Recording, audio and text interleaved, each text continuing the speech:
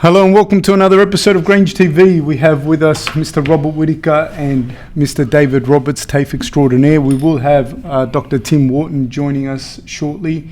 We will be discussing mental health. It is for Mental Health Month. It was October. We couldn't get the podcast going for that time.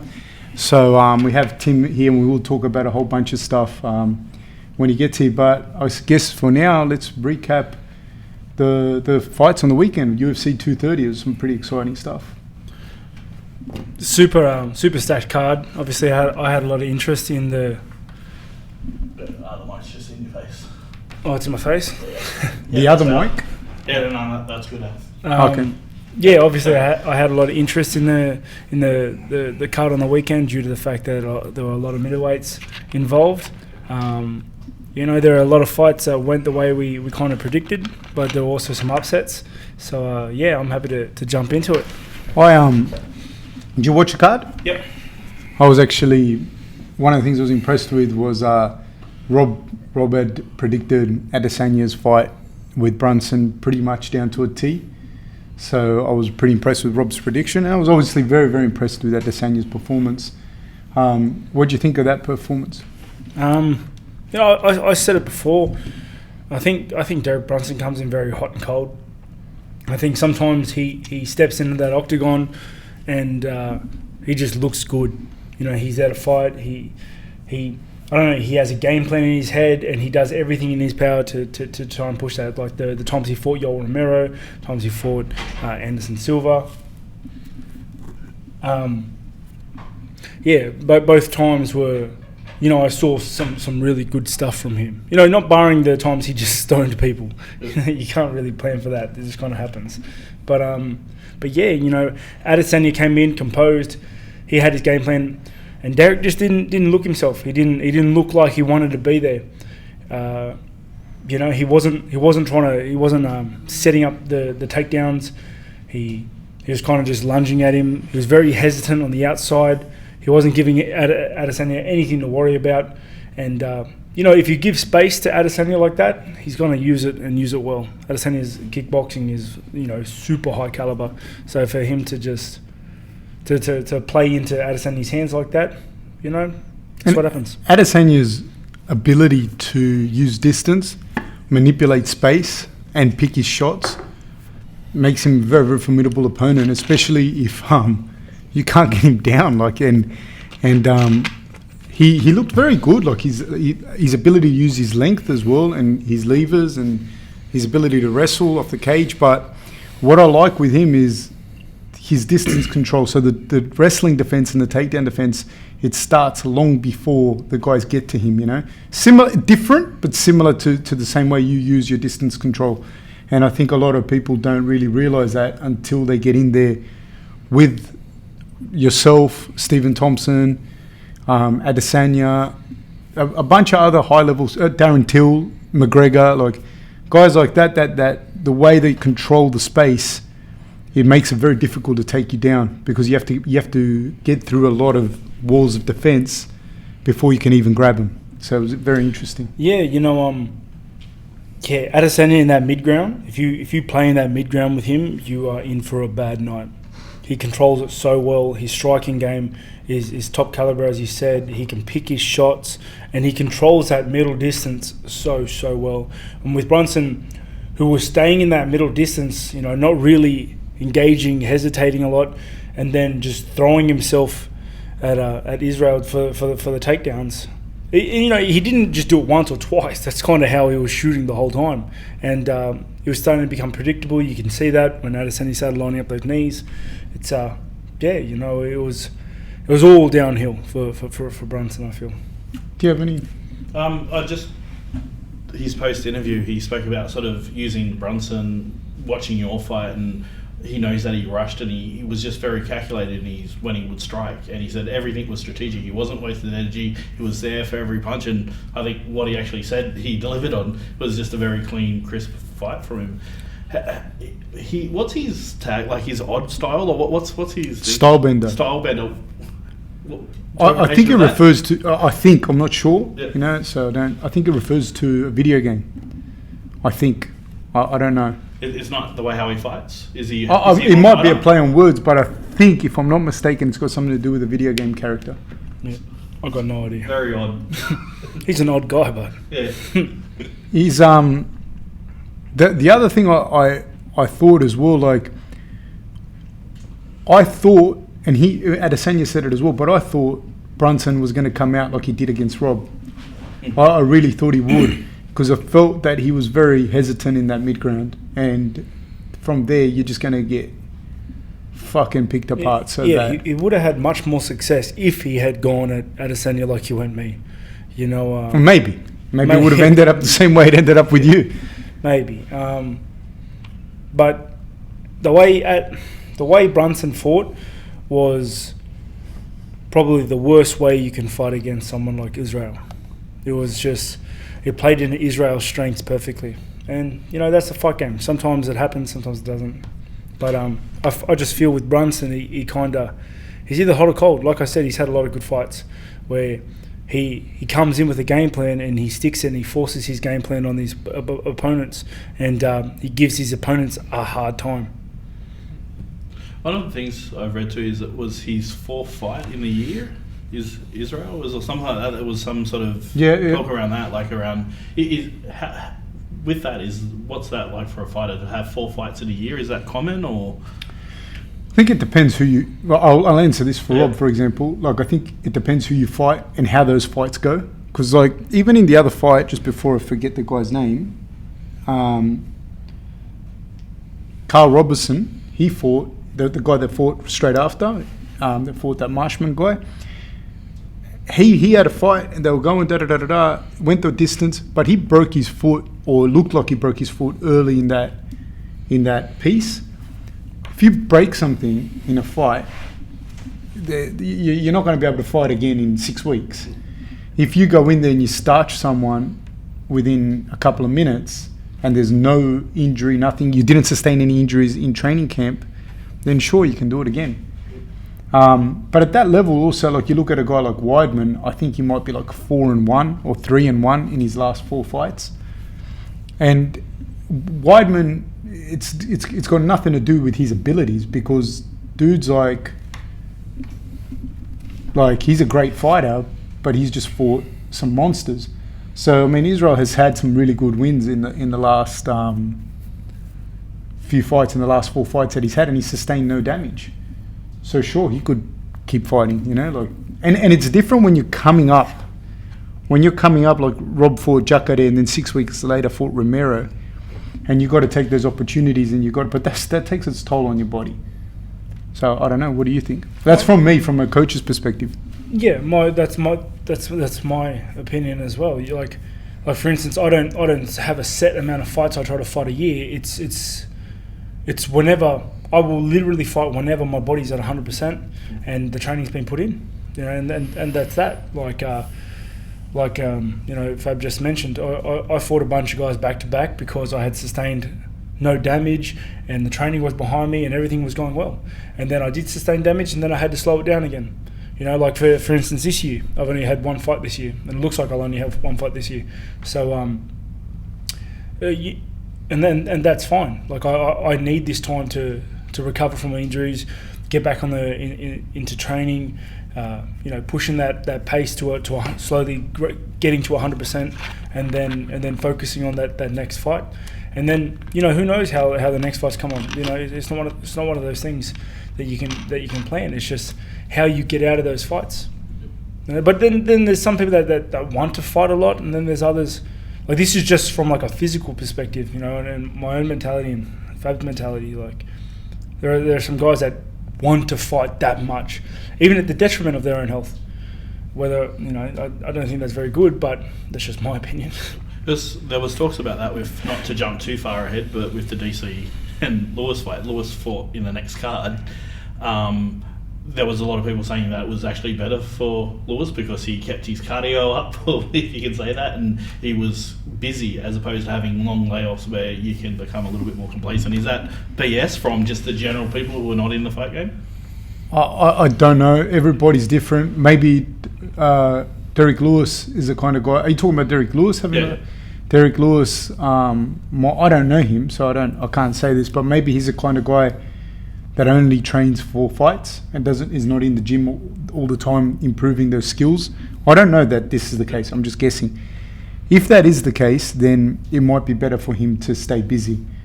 But the fight that he had prior to this was not an easy fight. Was a war, and he sustained damage in that. And a lot of the times, let's be real, like the promoters and that, not talking about the UFC, but the promoters in general, a lot of managers, a lot of coaches don't care about the fighter. They want their cut of the money, and they want the fighter to fight, so they don't care. They got 20 other guys to look for. The promoter has 400 guys. So they'll say whatever. They'll say anything. I don't know. In Derek Lewis's case per se, I don't know. I know that, say, if we have guys, then we'll all make a decision as to what's best for them in accordance with them. One of the things is you got to protect the fighters from the fighter. Like Rob would have fought Rockhold when he had the staph and the chicken pox, because he would have cleared it by the time fight night came around. But myself, the other coaches, his doctors, we vetoed it. And you can't leave that decision up to Rob. You can't go, if you want to go back, go back. Like, nah, like how the fuck is that going to work? He's going to say yes, What do you think, Rob? Yeah, it's exactly as you said. I probably would have fought Rockhold with the staff and everything else. It's hard because as a fighter, you just want to fight. That's what you're here to do, and I think that's important for a fighter to have. It's I think a lot of fighters feel the same way. We'll fight at any time, anywhere, trained or not trained. That's just how we are, and it's the responsibility of your coaches and your other teammates to pull you back when you need to tell you, all right, no, you can't just do what you want. You need to relax. You need to do X, Y, and Z before stepping in there. No, you just had a bad loss. You need to chill. You need to get back on the wagon. You need to recover. You need to recuperate, because Lewis backed up the fight, and yeah, it was good for him in a sense that he didn't blow out like he does. He's notorious for that. I think that needs to be addressed before anything else, before you even consider a title shot. But how do you say no to a title shot Yeah. as well? Do you know what I mean? And then the other thing is like Lewis took a lot of damage in that fight before the DC fight. He took a lot of damage. He got hurt several times. Well, it came down to the last 20 seconds. Yeah, but like he almost got finished in the first. He almost got finished in the second. Like he got hurt, and he didn't even look good going into that fight. He looked injured. He looked hurt, and for him to back up a fight like that, in the course of what was it, 2 weeks? 3 weeks. Yeah. 3 weeks, like that's crazy. You took massive damage, but then like you just said, it's a title shot. And how many times is Lewis going to have a title shot? Lewis's whole game plan is kind of just to hit people, and like the easy way for a lot of people to understand it, I think, say how you are, for instance, how I am as well, and it'll kind of segue for when Tim comes along.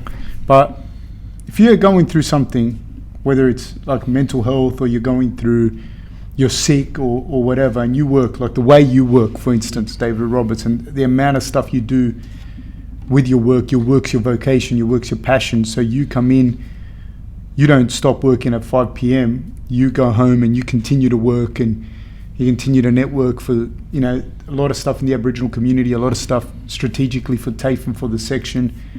And so when you're sick, you think how hard it's been for people to get you to take a day off.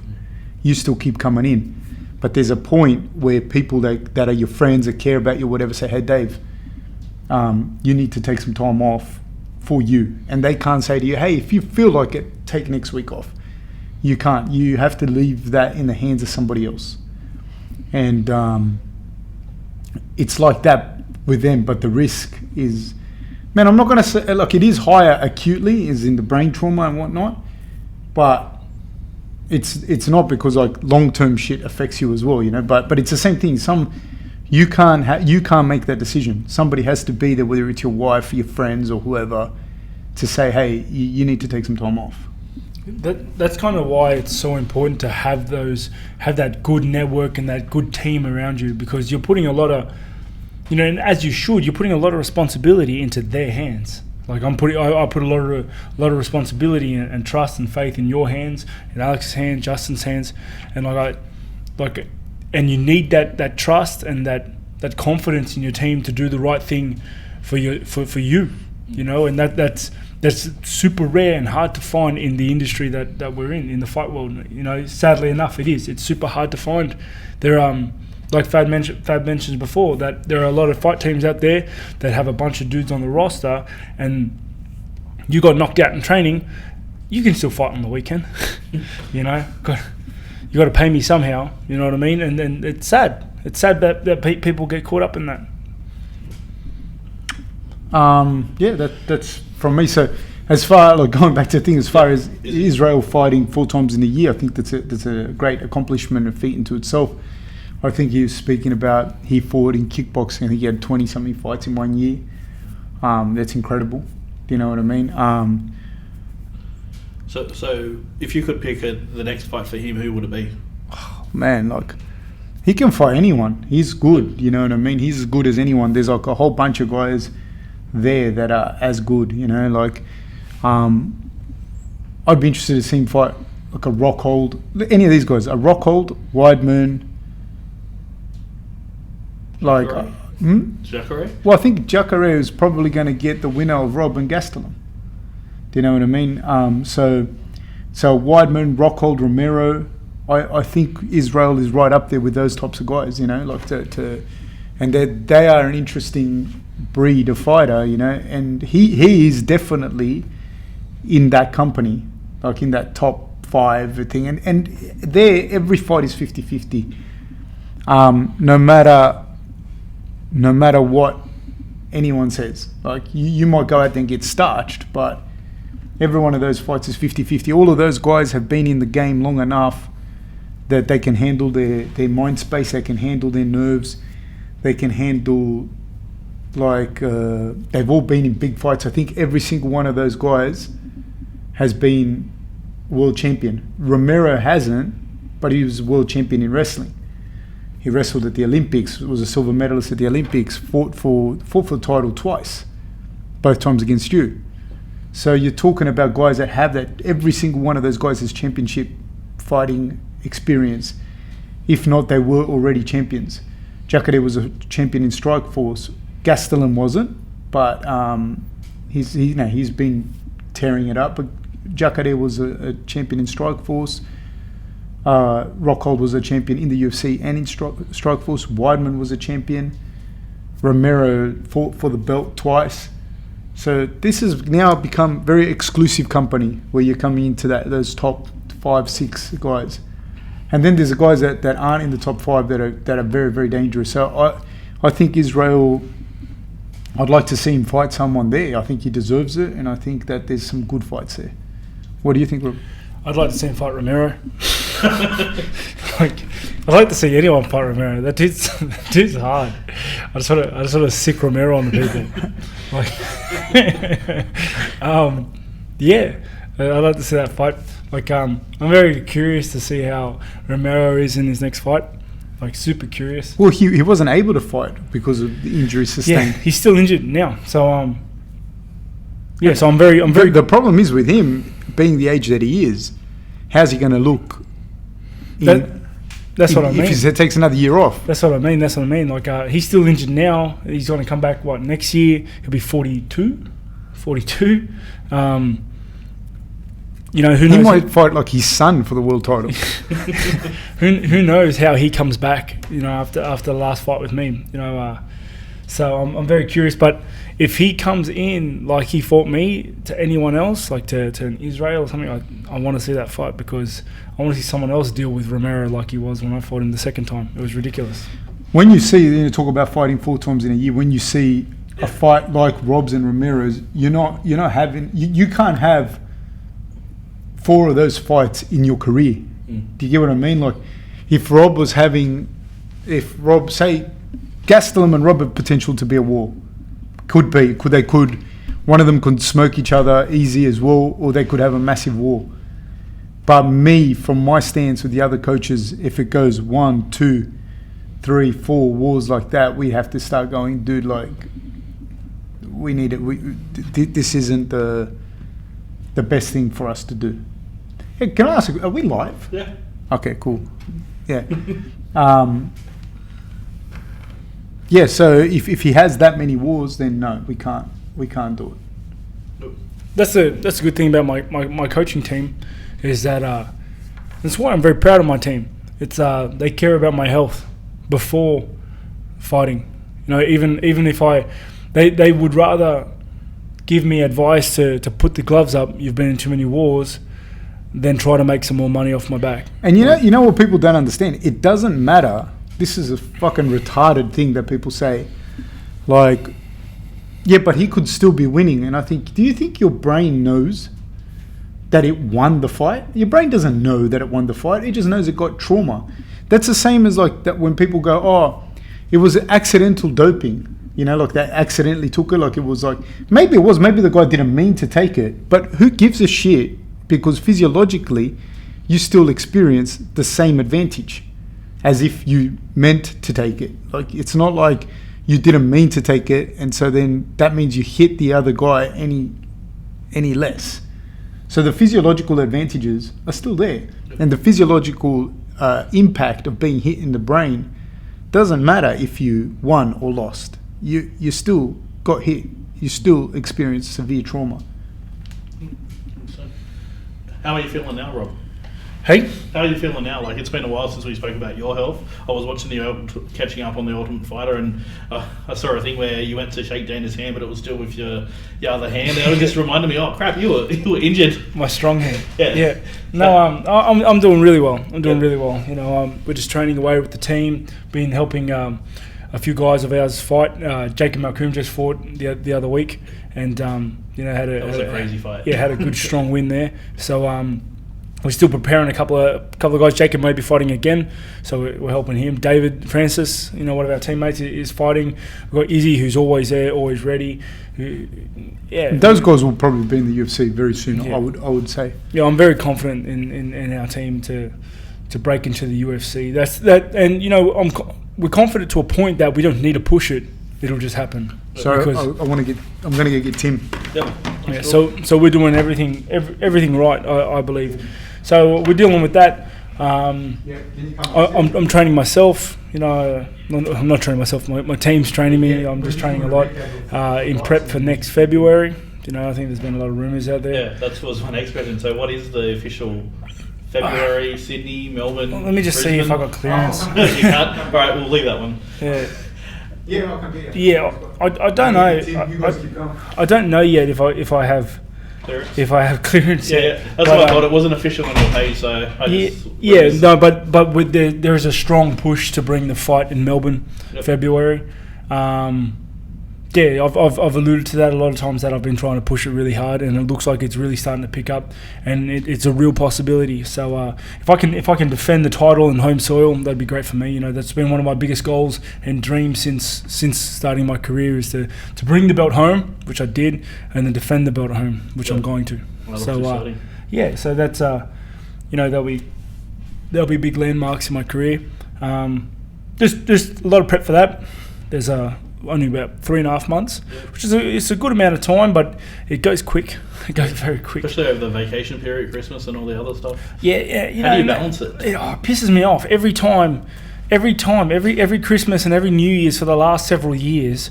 I've had to be dieting and training.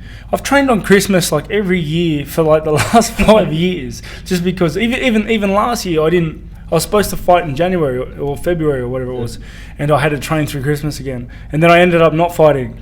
I could have been enjoying Christmas, but you know, it is what it is. You know, they're the things, the sacrifices one must make. Yep. So one of the fights we haven't spoken about was the Jacare fight. What was that was a bit of a wow one. I think it got fight of the night as well. Yeah, you know, as it should. I don't know. Like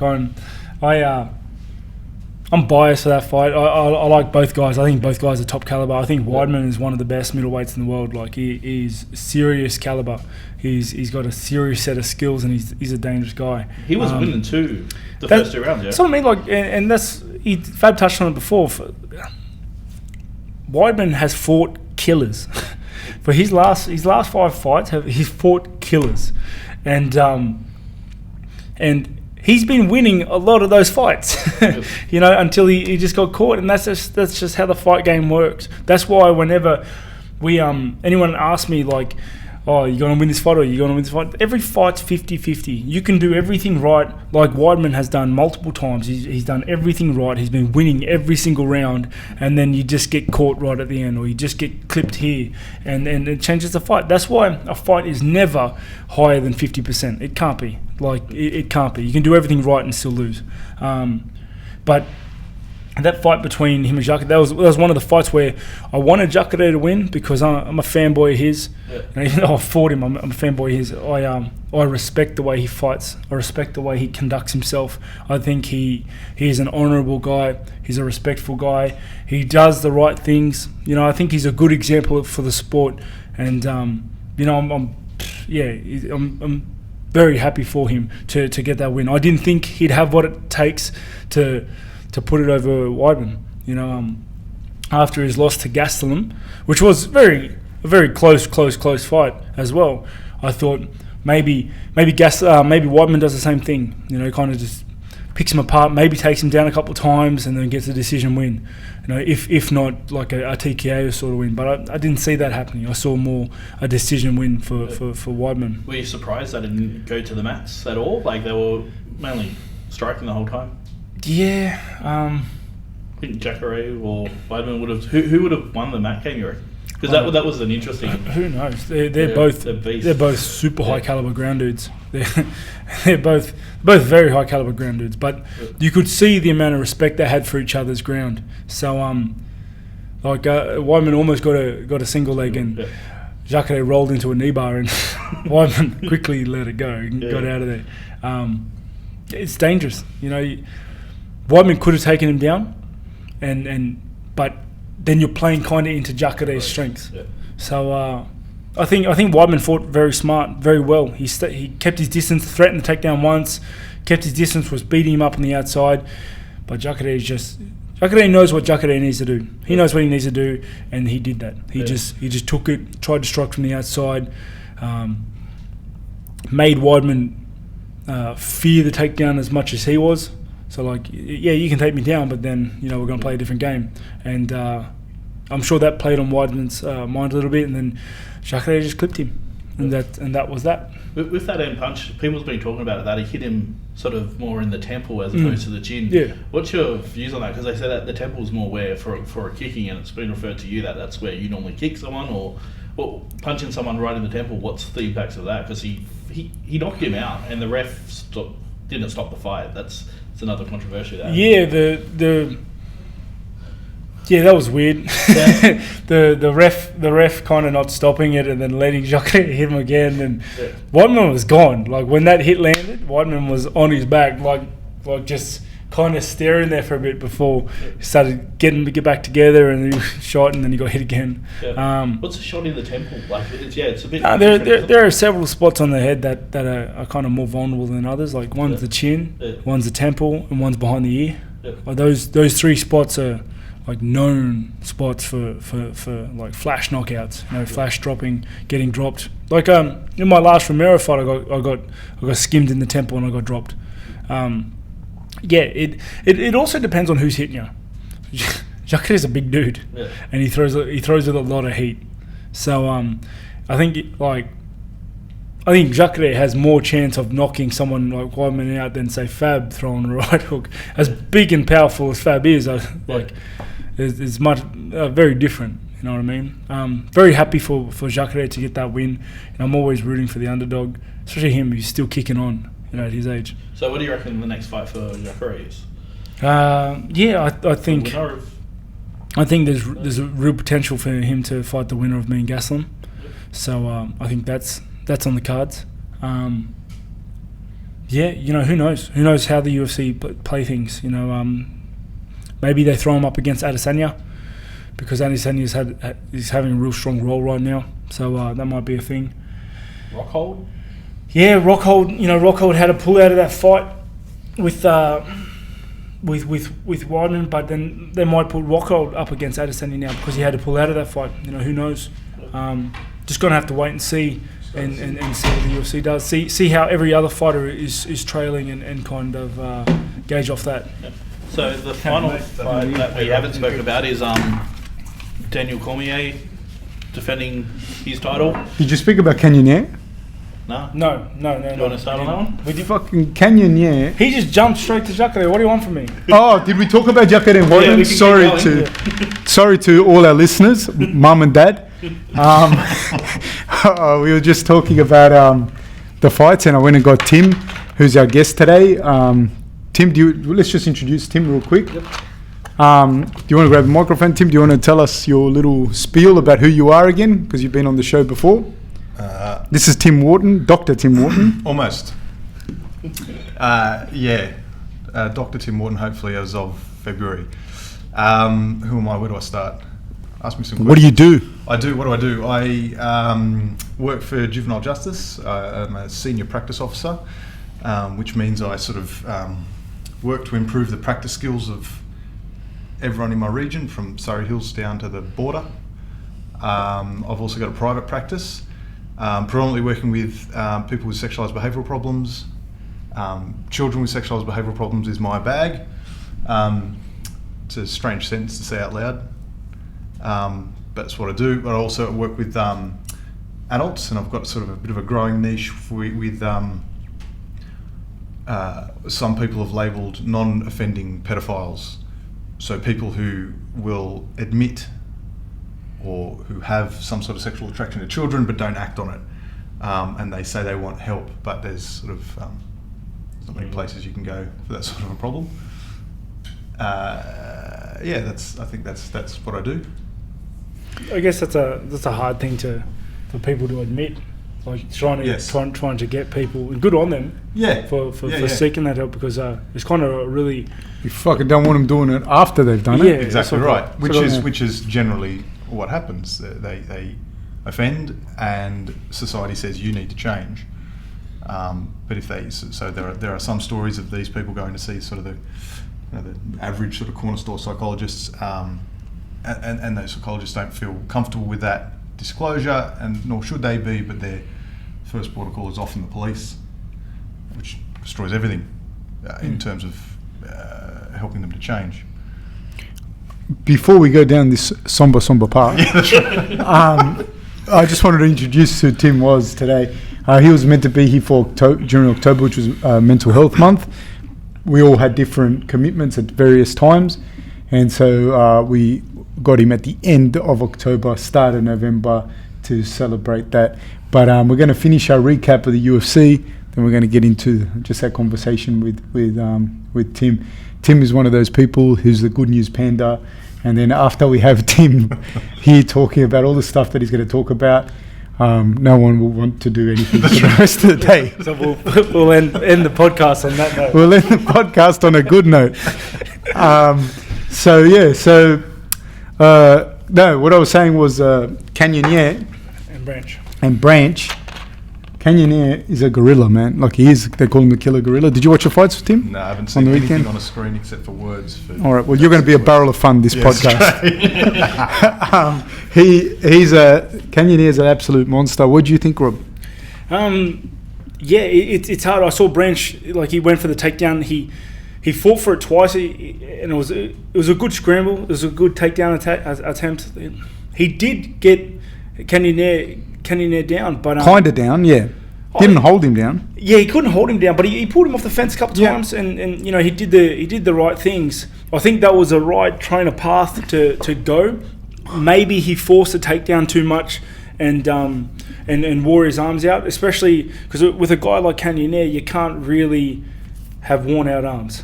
You kind of need those up near your chin at all times. And he's fought at heavyweight, he's fought at light heavyweight, and he came down to 185, and that's a scary man at 185. Yeah, but that was the right trainer of thought, though, is to attempt to take down, get him tired. 100%. But I think Branch overcommitted in the shots, put too much into that basket, wore himself out, just that tiniest bit, to where Cannonier could capitalise on it. What do you think of it, Dave?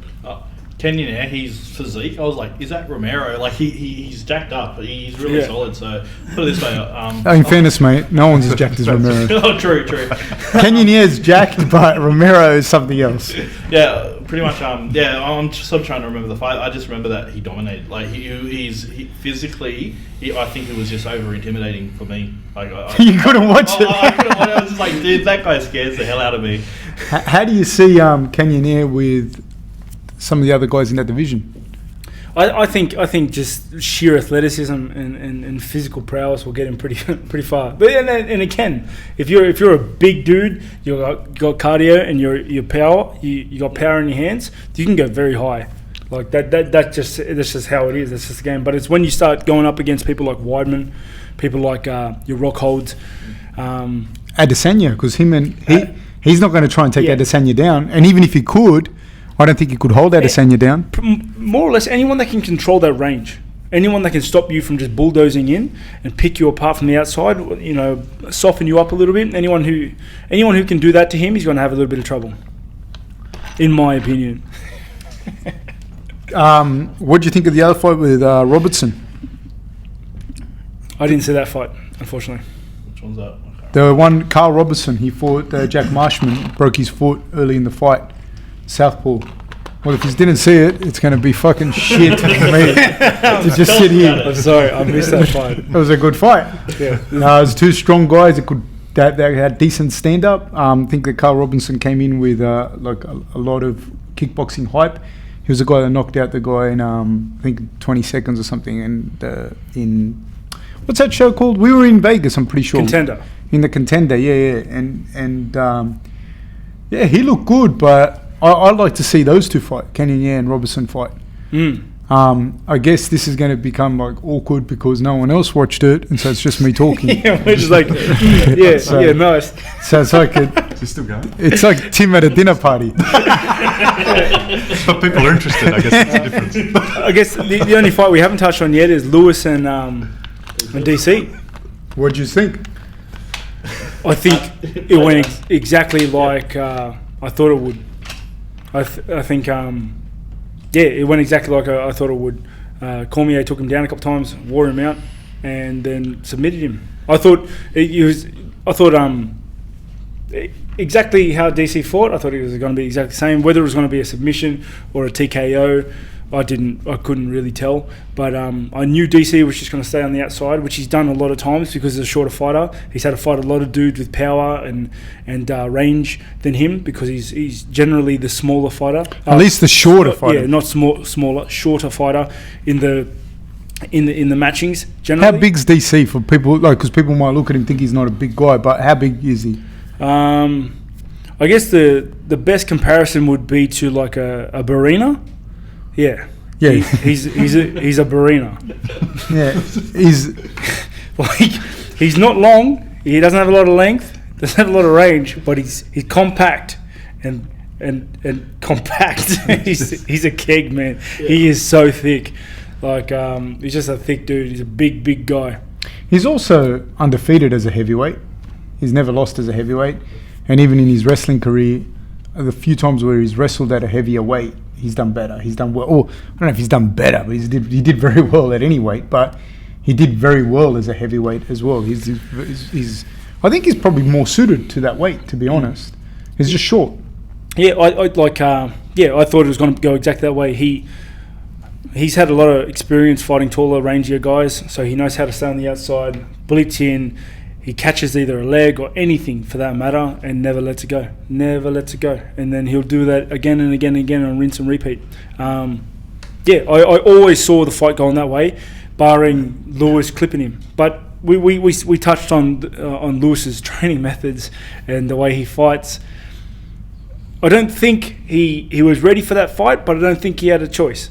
I think that's kind of Lewis's plan in every fight, is just kind of go in there and hit you and hope you get knocked out. So, yeah, good on Lewis for taking that fight. Good on DC for winning that fight the way he did and retaining his belt. Didn't DC suplex Lewis as one of the takedowns? He just lifted him up and slammed him. Yeah, he took him down. Like whenever DC got him, like, but in saying that, like the Volkov guy took him down, took Lewis down. Like he's very easy to. I wouldn't say easy, but he's very takedownable. That's a new term.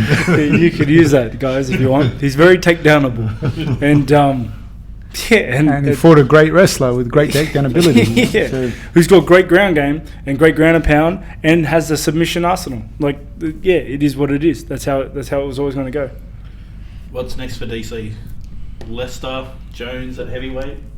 I think it'll be. He's obviously pushing the Lesnar fight because I think he wants a big payday before he's out. His outro. I'd like to see him fight Stipe. I'd like to see that fight a rematch. Yeah, I think Stipe is I think the heavyweight that's defended the most amount of times in the UFC. Yeah. And he never got he never got a rematch, and I'd like to see that rematch. I'd like to see them fight. I think Stipe is owed a rematch. I think he deserves a rematch. But I really do think Stipe is not Stipe. DC is just going to really push that Lesnar fight. He was pushing it before Lewis. Yeah, and DC's taking fights with his brain now. Like, he's looking for his exit. He wants to make as much money as he can before he exits, and that's it. So I think he's going to avoid like Jones and Gustafsson and Stipe as much as he can. I think he's going to try and fight Stipe. Maybe take a fight after that. Who knows? But he's going to try and fight someone like Lesnar, get that fight, get that payday, and then make his exit because he wants to exit. Like he's ready to tie it up to wrap it up. What else? Two belts. What else is there for him to achieve besides Leicester? Is it or like the WWE belt? The WWE he said that. belt. Yeah, that's what he wants. He said that. He wants the WWE belt. He's got personality. Good on him. Yeah, no, good on him. You know, he's a good guy. He's doing the right things. He fights hard. Stipe was a hard fight. Lewis was a hard fight. He's yeah. You know that's just how it is. I guess let's move on to Tim and the reason we have for Mental Health Month. We brought Tim. Let's segue away from the fights. That was a smooth segue. Yeah, mate, nice. How smooth was that? Mate, I'm one of the smoothest seguers on this planet. But just got to do it like a Band-Aid. Yeah, you just do it like a fucking Band-Aid. You took a fair bit of hair off with that one. But yeah, I grabbed it like this. That's right. Otherwise, we wouldn't. We'd just stay on the fights. So, I guess more on what you were saying earlier, and I wanted to ask you, wanted to touch on a few things myself personally. I wanted to speak about because it is Mental Health Week that we're talking about, and I did want to speak about, I guess, just the mental health that's the ailments that are most prevalent in our society at the moment. What you see and like what's the most prevalent things? It's hard to say what's most prevalent because you can't take into consideration what's not reported. So I'm sure there are a lot of people in contemporary Western societies that are hugely unhealthy, but have considerable drinking habits, or really like to make a lot of money. Is that better? Yeah. Like to, so things like that can kind of not that there's anything wrong with a drink, or not that there's anything wrong with making money, but there are lots of different ways that you can self-medicate that look healthy. A hugely successful business person, for example, might be really suffering and distract their own sort of anxiety or depression with a continuous need for accomplishment and acquisition of things, for example. Will that stave off a breakdown? Can it stave it off perpetually? Potentially, but when it happens, it's going to be enormous. But it'll it'll. Can they do that perpetually though? Can they distract? I think it themselves? depends on the person. Can the cause be? Can the cause also be the cure? Like you said, like a person who's a successful company in business. Yes. And they're distracting themselves from the depression and anxiety. Can that, like, in that sense, can the depression and anxiety be a result of working that hard, but also curing it in a sense, not curing it as in kind of like dragging it out because it's a distraction? Sure. Yeah, I know what you mean, and I think the awkward answer to that is yes, it can, but that would sort of stave off events. I don't think it'll necessarily go to a long way to fix their general sense of well-being, which is why they don't stop. There's this continuous. I need to. What's the next venture? And I've got to continue. And I've got to get a new, better job. And there's a never. Looking at someone and seeing that they're content often might mean that they don't look like they're going anywhere, but they might be completely fine with that. What is the prevalence of the mental health in as far as like anxiety and depression in our society at the moment? I tend to think it's huge, but as I said, it's difficult to put proper numbers on that. You can see the things that are easiest to manage at the pointiest ends: suicide and self-harm. And that's way down the track. That's right. You would hope that people get to things well before that happens. So those things are measurable, but it's just really hard to measure where people are at because everyone in this room now might have an anxiety disorder. None of us know. Do you know what I mean? I do. I do. Everyone knows that now. Now everyone knows that. Yeah. But these things are easy to hide. Now, that doesn't necessarily mean your life is off the rails. Doesn't mean you're very ill or anything like that. But I've got anthropological hypotheses about this, and I don't know if they're true. But you see a lot of types of therapy taking off. So, everyone's seen those adult colouring books. Yeah. Remember Juan had it? Yes. Yeah. So that sort of thing has come out of the dialectic behaviour therapy, the literature that comes out of DBT, they call it. And the idea behind it is that it forces you to slow down. It forces you to concentrate on something very simple and creative, and it just neurologically it forces you to slow down, turns your amygdala off. Right now, same way like with Japanese back in the day, do the bonsais and all of that, exactly, and the gardening. Right now, see, increasingly our society is doing less and less of that. No one paints anymore recreationally. Only artists paint. No one. Less and less people are. Music is becoming less of a recreational thing that's been diverted off to musicians. Do you know what I mean? Even fight sports have become. Even sport in itself, you run to lose weight. You don't just run for the enjoyment. Because that's right, exactly right. So now we have to do that artificially.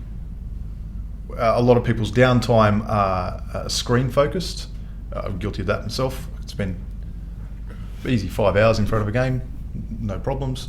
But you leave, you don't. That neurologically that doesn't calm you down. It's quite stimulating, but it calms your body right down and it's distracting.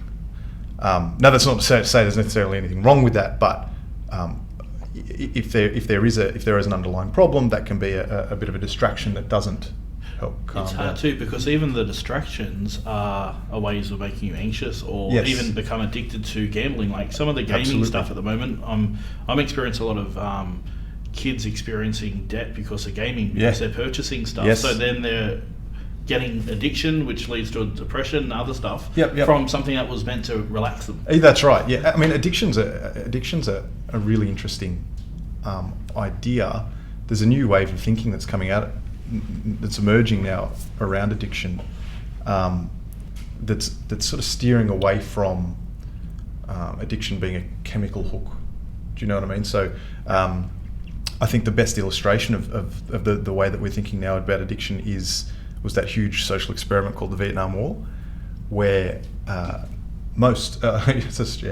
social experiment, right? Anyway, so where huge amounts of American soldiers were using primo heroin.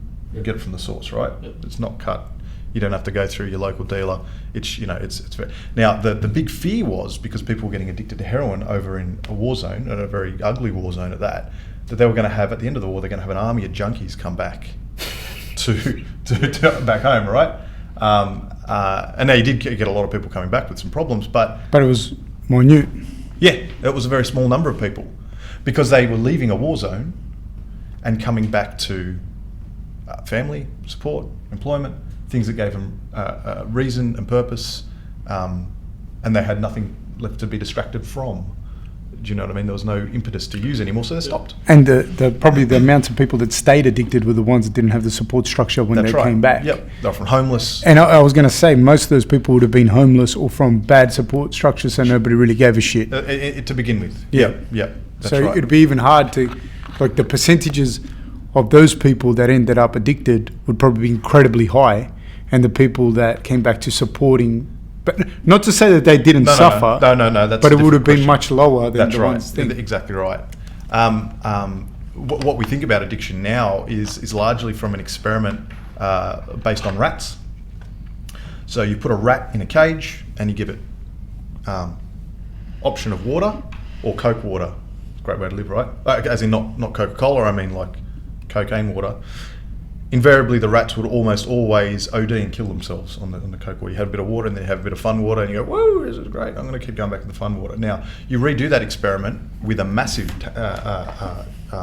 cage with other rats in there and pipes and things to climb on and heaps of food. So the rats... And ability to socialise. You can have lots of sex, rat sex. It's incredible. It's amazing.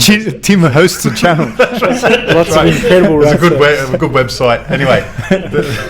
Rat Tinder. Rat Tinder, yeah. I'm not sure I can recover from that. Anyway, and you'd have the Coke and the normal water, and rats didn't OD and they didn't die because they had other stuff that was much more fulfilling to do.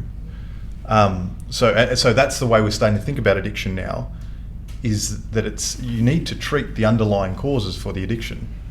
And that's not as easy as just going, okay, make your life better, because there's habits formed and things like that. And with addiction, and even with mental health, there's a massive criminalisation element to it as well. Well, there's talk about actual experiments, right? You took a look at Portugal, who have decriminalised, it's probably pushing 25 years now. 25 years ago, they decriminalised drug use, and all the money that was put into criminalising drug use, they're put into treatment, and they haven't gone back. Do you know what I mean? So the fact that they haven't gone back on that, that's not to say they're endorsing it. They're not sort of, saying, yeah, heroin use is great, it's a great way to deal with your problems. They're not saying that. They're saying you need help and you need to fix that. But that was a good, I'm pretty sure it'd be close. If not 25, it's definitely over 20 years, and it's working. Generally, criminalising something isn't necessarily about stopping it from happening again. That's not to say you make everything illegal, certainly not. But your response to crime matters. I think a big thing, like, now for me, like, I only say it because maybe some friend of mine watching or something. Now I have this, like, the anxiety, which I'm seeing you for, and hasn't helped me, by the fucking way. I don't care. I'm getting paid. It's made it worse. I've actually got a vested interest to sort of keep you functioning, but I don't want you to go. This is a pay packet for me, right? And like when it happens and you start talking to people and you find out that a lot of other people have it, yes, right? But it's so taboo that, like, it's like then I've this is all anecdotal, yes, for me, that I'm just seeing. And there's like these classifications of people. There's like a bunch of people, your family, your close friends, they care about you, they want you to do well. There's a whole bunch of people that don't understand, never gone through it, and don't give a shit. Yeah. And I don't mind those people. Yeah. I'm okay with those people too. But then there's this little cohort of people that are like, they're ignorant as well, but they're glad you have it because it makes them feel like they're better than you. That's right. And they're smarter than you. Yes. And it's the same, that kind of thing, where if somebody has a mental problem or something, or mental illness, or going through something, they're the same people that will say to you, and I think we've said this before as well, like they'll say, I think you should go see a psychologist. Yes. And it's said in that way.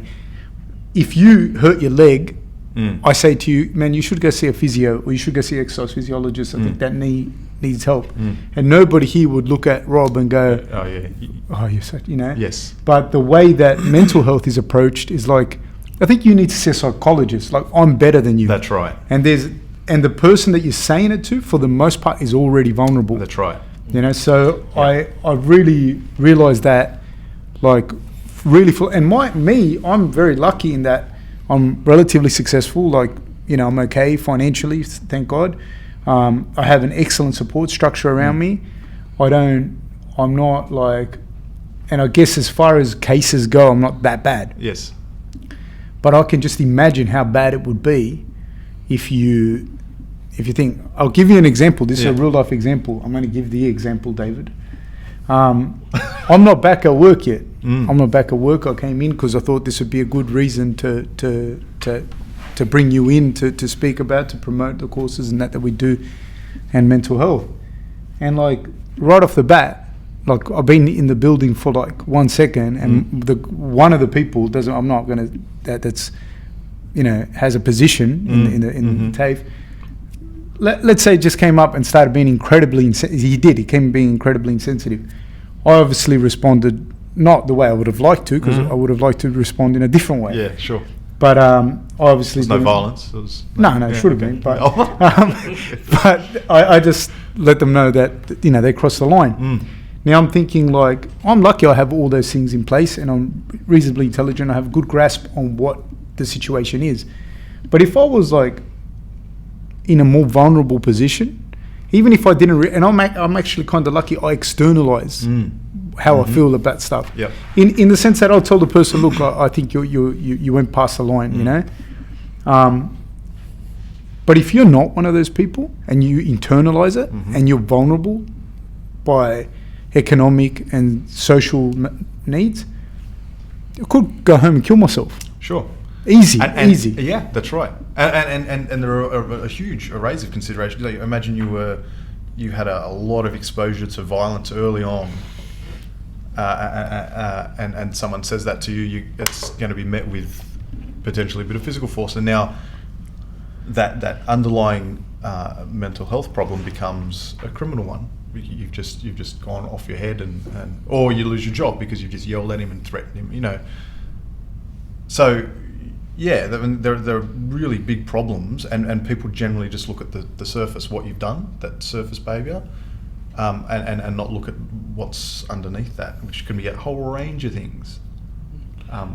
With that, like, so you got anxiety, depression, like you addiction, but sometimes I feel like they're all one. Absolutely, because they're all very well related. Yeah. So how do when, like, because I feel like I have depression sometimes, but I'm not sure if that's due to an addiction because I'm not feeding it, I'm not eating enough, or I want to eat junk food or sugar, and then I get sad, or is it because I'm anxious about not, you know what I mean? Like it's like the perfect storm of those things to really set someone off. Yeah, I mean that sort of brings me back to the original question about contemporary Western society, just about diet and what you eat. There's a huge links between because it's a really never before in human history have we had such access to sugar ever. So we haven't as a species, we haven't come to a point, we've just never lived on this amount of sugar, and it's probably going to have impacts beyond physicality. You know, you see it often in kids who are diagnosed with things like ADHD, and you can treat it quite easily by taking out a few preservatives, which are better than others, and no processed sugar, and they're fine. I've got a colleague who had a child when the child was about 4 or 5, would melt down frequently, and I don't mean your regular difficult situation you have with children, because that's what happens. They were meltdowns that would last hours, and they took out a sulfate, a particular preservative, I can't remember what it was, and they took out all processed sugar, and he was fine.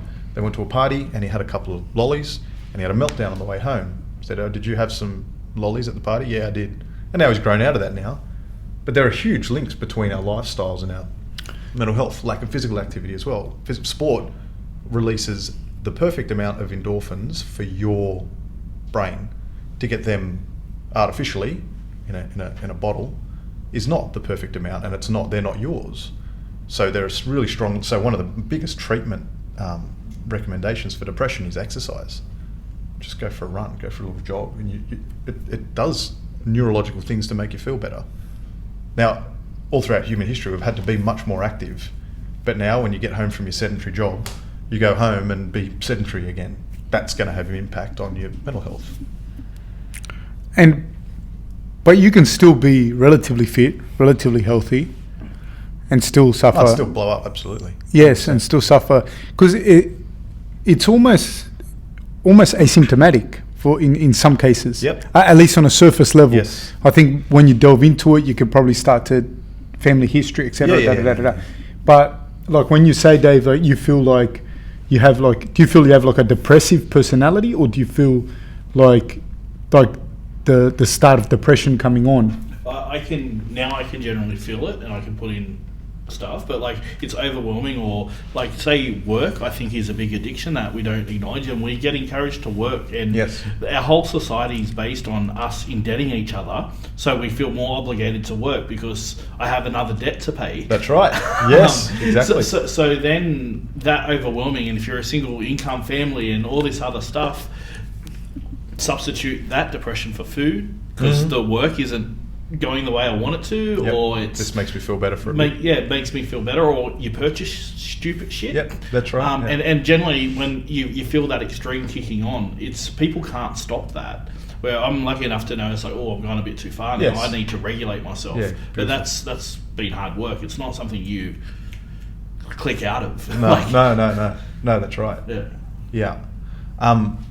One of the things you're talking about that piqued my interest was that you talked about, if you've got a bad knee, go and see a physio. That you see in a lot of sort of rhetoric, we're trying to almost medicalize mental health.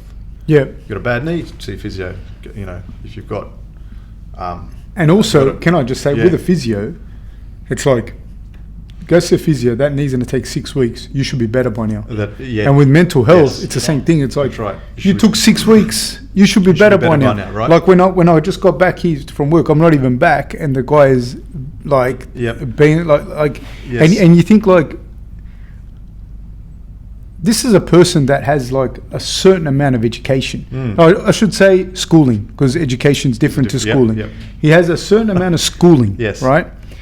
Obviously lacks a lot of education, and he's extremely ignorant and stupid. And hopefully, please watch it and please come and confront me about it, because only person in the world that I'm happy to talk to you about. And this kind of person, man, like who's in a position in an educational facility, is that ignorant. So imagine then, like people that have you have no education, you have nothing. What do you?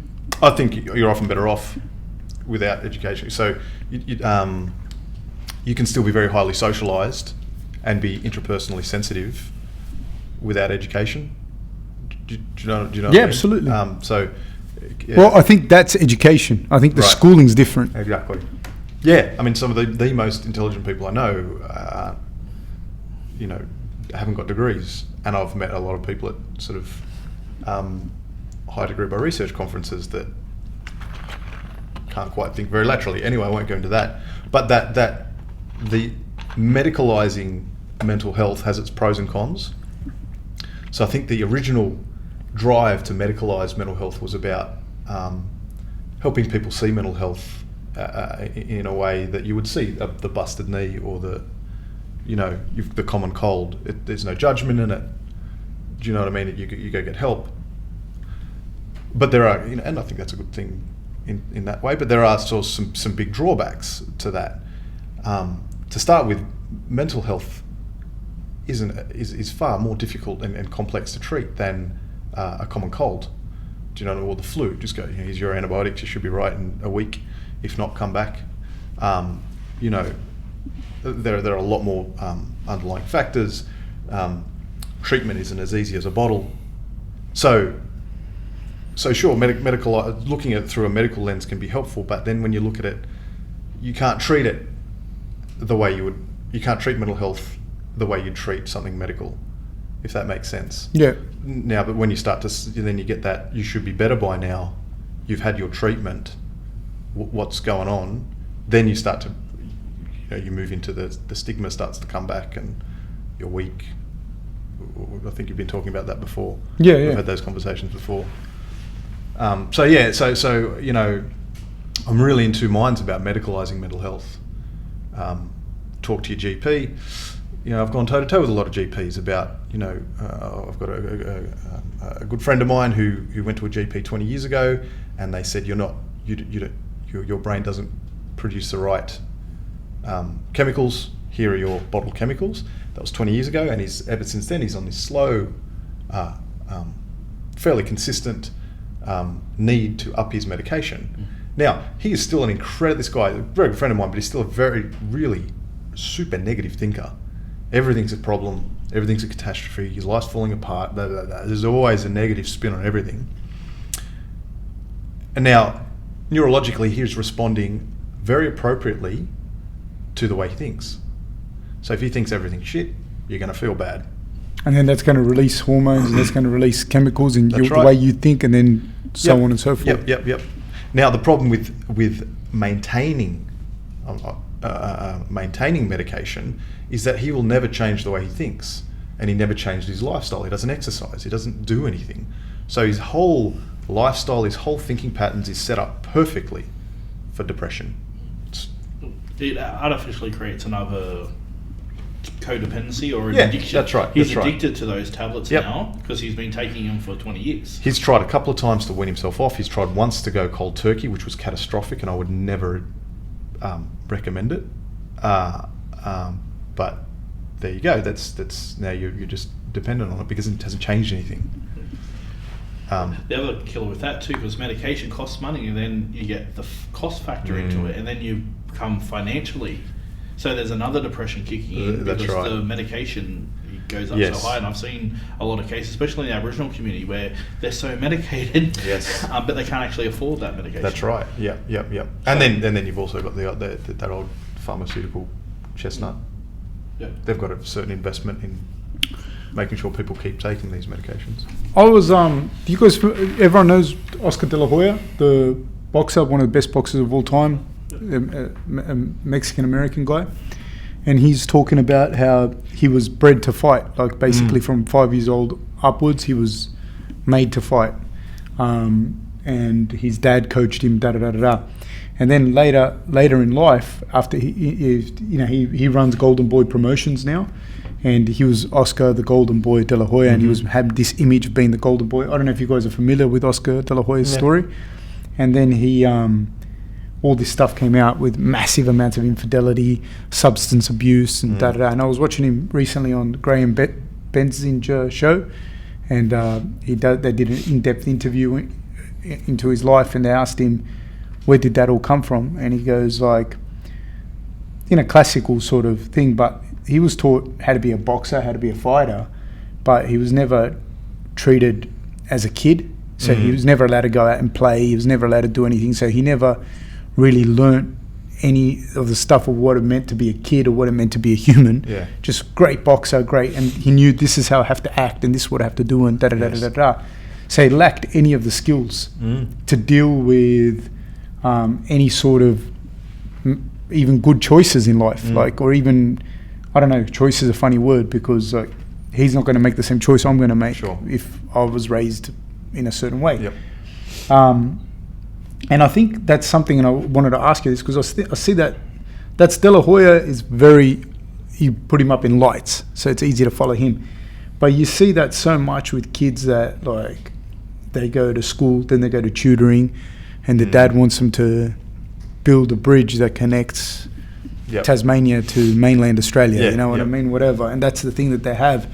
But then that kid gets 99% in his UAI, which for people that aren't from Australia is like a super high mark in their final exams in high school. He goes on to university, and sometimes they can't even make the jump from high school to university because university requires a little bit more lateral thinking and more independence. Yep. And then even if they do graduate, then the real world is totally different again. And I've seen that. I know people like that can't. Yep. How much impact does that sort of stuff have? Like how much Because the other thing is, you look at De La Hoya and when he's talking, like, he was talking about it, he's got his promotions, he's got everything, he's a multi-billionaire or millionaire, whatever he is, more money than, it matters. And this guy is fighting, he was saying he fights every single hour of every single day to battle with mental health and alcoholism. And it doesn't, that's why sometimes I look at it and I think, like, you don't fucking know, like, with people when you're looking at them.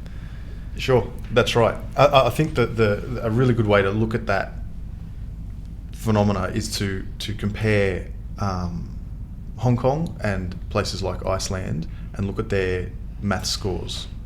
So their education systems are really different. The outcomes are really similar. So they are the best in the world. Let's take maths. The best in the world at maths in the Scandinavian countries, particularly Iceland and Hong Kong. Suicide rates are really different. They're super high in Hong Kong. Super high in Hong Kong, super low in Iceland. Now you can train a human to be a robot in anything. Do you know what I mean? And at the expense of the capacity to have a healthy family, the capacity to enjoy a whole range of other things, to have a broad range of interests. If they're always training that one, if you're always going to be a boxer, you can make that person be the best boxer in the world or super competitive at the expense of a whole bunch of other things. But you've got to remember that's going to be at the expense of a whole bunch of other things. So you can generate a whole bunch of maths geniuses at the expense of a whole bunch of other things. But but they're not necessarily maths geniuses. They might be just good enough to do that because they're like we said before, the patents and that don't come out of there. They come out of Western Europe and the US. That's right. Because they are, you can train a person to do one thing, but it's very difficult unless you're giving them experiences to learn how to solve problems or think laterally or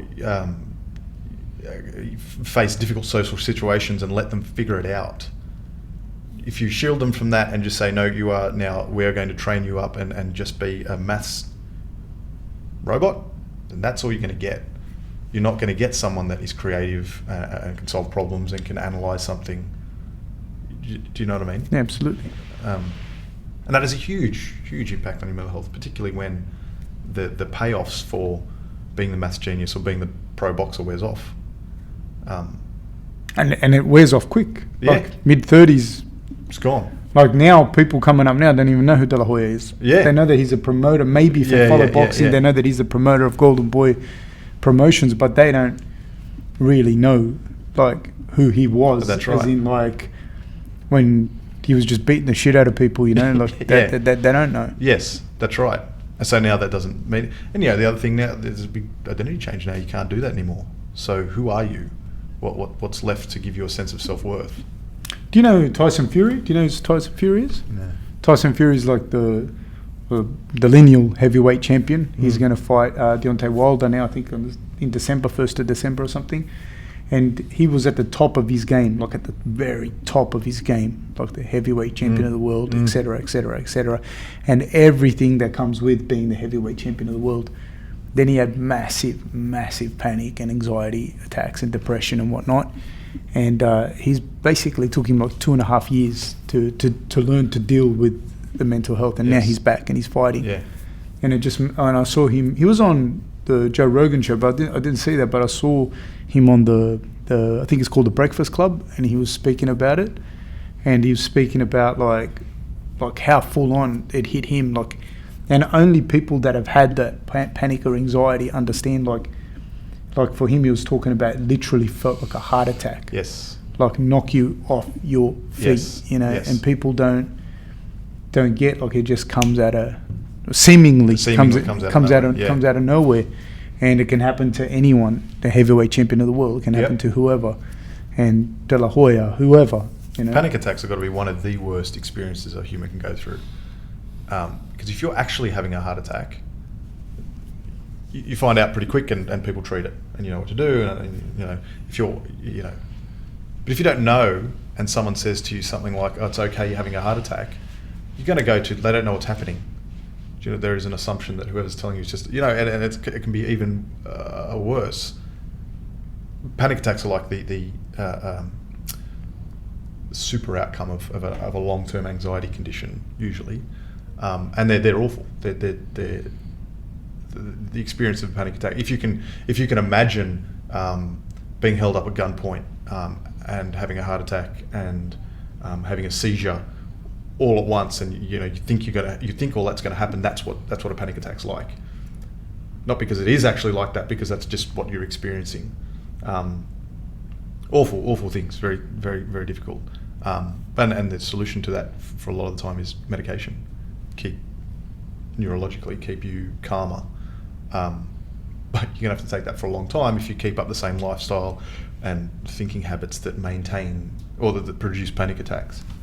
And it's like it's ongoing too, because like it's not like your body gets thrown out of whack, right? So your body gets thrown completely out of whack, and then it's not like you can just go and take 3 weeks off and it's all right. Like the serotonin levels are all out of whack. Your ability to deal with cortisol and adrenaline is like fucked. Yeah. And then the more your body produces adrenaline, the more it produces cortisol, the higher it elevates your heart rate, the more it stimulates your amygdala, and then the more it stimulates your amygdala, the more adrenaline, the more cortisol. It's just a horrible cycle. Am I correct with that, or did I butcher it? No, you did it. Yeah, you were listening. And it just goes. Yep. So the best, one of the good examples I think to sort of explain it is if you were imagining, you were camping in a forest, or you lived in a forest, and a wolf chased you. Adrenaline kicks on. You can run faster. You don't feel pain. Your blood thickens if you're bitten, etc., etc. Now imagine that's where you live. Imagine you just live with aggressive wolves. So you've always got to be on point. You'd never relax. That's kind of what it's like. That's what it's like neurologically. And it's not just the fact you're getting chased by the wolf. They're just around. And you don't know where. No. That one of them could have got in the house. That's right. Yes. And on top of that, if he's not in the house, now you're already anxious about the wolf that's going to be there tomorrow. And it's, now imagine trying to get to sleep. Do you know what I mean? And imagine what that's going to do to your body in terms of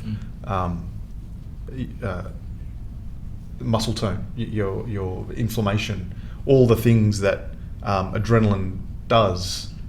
I find that a lot when I was performing as a musician, and even if the crowd was just, and I'm interested to see Rob's view on this a bit later too, around you could be performing to 400 people, but that energy and that addiction, I can understand, like from my experience in the music industry, when you go up and you're performing to massive stadiums and there's 20,000 people and you want to hold that level of adrenaline, when you go off stage, you're a one person, yes, and without that support network and all that other stuff, that anxiety, and you substitute. That's what I'm saying. Like that link to addiction, dude, the after adrenaline, parties, fighters, like not raw. Yeah, well, they hold it. Dude, they go and they drink, they go and they get on drugs, they get on thing, and then nobody gives a shit, because when they get to mid-30s and they're no longer in the public eye, people go, well, so and so, he was fine, and you think. And I think, I just saw that guy. Yeah. That guy looks like he needs a blanket and a feed. Like he is struggling, you know what I mean? And they don't care. People don't give a shit what that guy's doing to his adrenal glands and everything. And on top of that, from a fighter point of view, like the amount of adrenaline and mindset that you have to get into, even to jump into the cage to fight, that fight itself, like your chemicals in your body will be going crazy, and then you have a stadium of people yelling. Yes. What's the down from that? And that's the addiction part, isn't it? And then it's just crazy how all those little things just formulate, and then it's just an explosion. I think addiction to that, like you can be addicted to that feeling. Yeah. But I think the big thing is that come down, and then the substitution to the come down. Yeah. Yes. I don't know. What do you think? Yeah. Well, I think a lot of it will depend on the makeup of the person to kind of be able to deal with that. Rob just went to the bathroom and just fill you in on what was being said. Do you want to recap, Rob? Oh yeah, just talking about the highs and lows of performing. So from a music point of view, you're there, you're performing to, I used to perform to, a couple of thousand people, and that energy is crazy, plus you're performing, so your endorphins are higher, and then from a fight perspective, you're already amped up about the fight. You got the stadium of people coming down from that and maintaining and not overly trying to. But what was the term you used, Fab, around the come down and not being addicted to that, and how do you support that? I think like I don't know if I used the term, but I was just saying to him, like, you see a lot of fighters, they fight and then they go out drinking and there's an after party and all of that. And I was saying to them, like, we don't do that with you, because, and what a lot of people don't understand is you do that for X amount of time, but you don't see that fighter after they're out of the public eye. You don't see them, but then you see some of the guys nowadays, and like you've said so yourself about certain fighters where you're like, oh my God, is that so and so, da da da, and they look terrible. But the toll that just takes on your system is incredible. Do you want to talk to us a little bit about what the highest highs are like, and what it's like just after a fight, in particular just after a big win, and what that kind of adrenal drain is in those 24 hours after? I guess a big thing is it's why I've just been listening to you guys is I've been trying to for a while now. I've been trying to just get a hold of what mental health is. Trying to understand my own mental health and my own emotions, so to speak, and why I do things a certain way, and why they affect me this way, and why I feel this way after that. And I'm still no closer to the answer. I'm still trying to work it out. That's why it's been very interesting for me to sit here and listen to you guys speak about this sort of stuff, because it's given me new angles and new outlooks on different parts of what mental health is. And yeah, like I said, it's just so hard to understand. It is. And this is coming from me, who doesn't study it like someone like you, and it is so hard to understand, especially when there's me trying to understand me, which I cannot. I am still struggling with that fact, and then there's me trying to understand like you, and then there's me trying to understand you, and why you do things different to him, and then why he does things different to me. Like it is just it's hard, and to be honest, like it mind boggles me. What's your feeling? Like, what's the feeling that you get? You're in the cage, because just to like sort of preface what I was about to think. I'll just to give you my because I'm in the back a lot of the times with Rob and with the other boys, but in the UFC in particular, because it's so loud and you're at the back, and there's a dude comes out and says 5 minutes, meaning 5 minutes you're going to go out, and there's a guy standing next to you and he goes out to fight, right? Because we're all in the one corner, and then you go, good luck. So you don't even know the guy, but you're all like in this thing, like, good luck, man. See you later, bye-bye. And you kind of hope he wins, you know what I mean? Because he was there with you. And when they open the doors and that, you can hear the roar of the crowd. It's like the Colosseum. And then they fight, and the guy comes back. And sometimes they win, sometimes they lose. Nearly all of the time they come back battered. They've changed their face, like Khabib would say. And then they'll say 5 minutes, it's Rob's turn. The adrenaline, the anxiety, it's like, for me, I'm talking about for me. Yeah. I'm not even fighting. For me, it's at like, I am like hyper vigilant. Like I can see the Matrix. Yeah. Do you know what I mean? And then we go out there, and the walkout happens, and the crowd, it's like, I don't even know. Like I'm watching the fight, and I don't know anything that's happening else. Yes. I don't know. People go, did you hear the crowd, Fab? And I'm like, dude, I don't fucking know what happened with the crowd. Was there a crowd? Yeah, I couldn't. Like, it's like I can talk to Rob in the cage. Yeah. Like a lot of the times you can hear me, or you can hear the others. Like you can hear each other, and then after the fight, the adrenaline is, for me, I'm just talking me, it's incredibly high.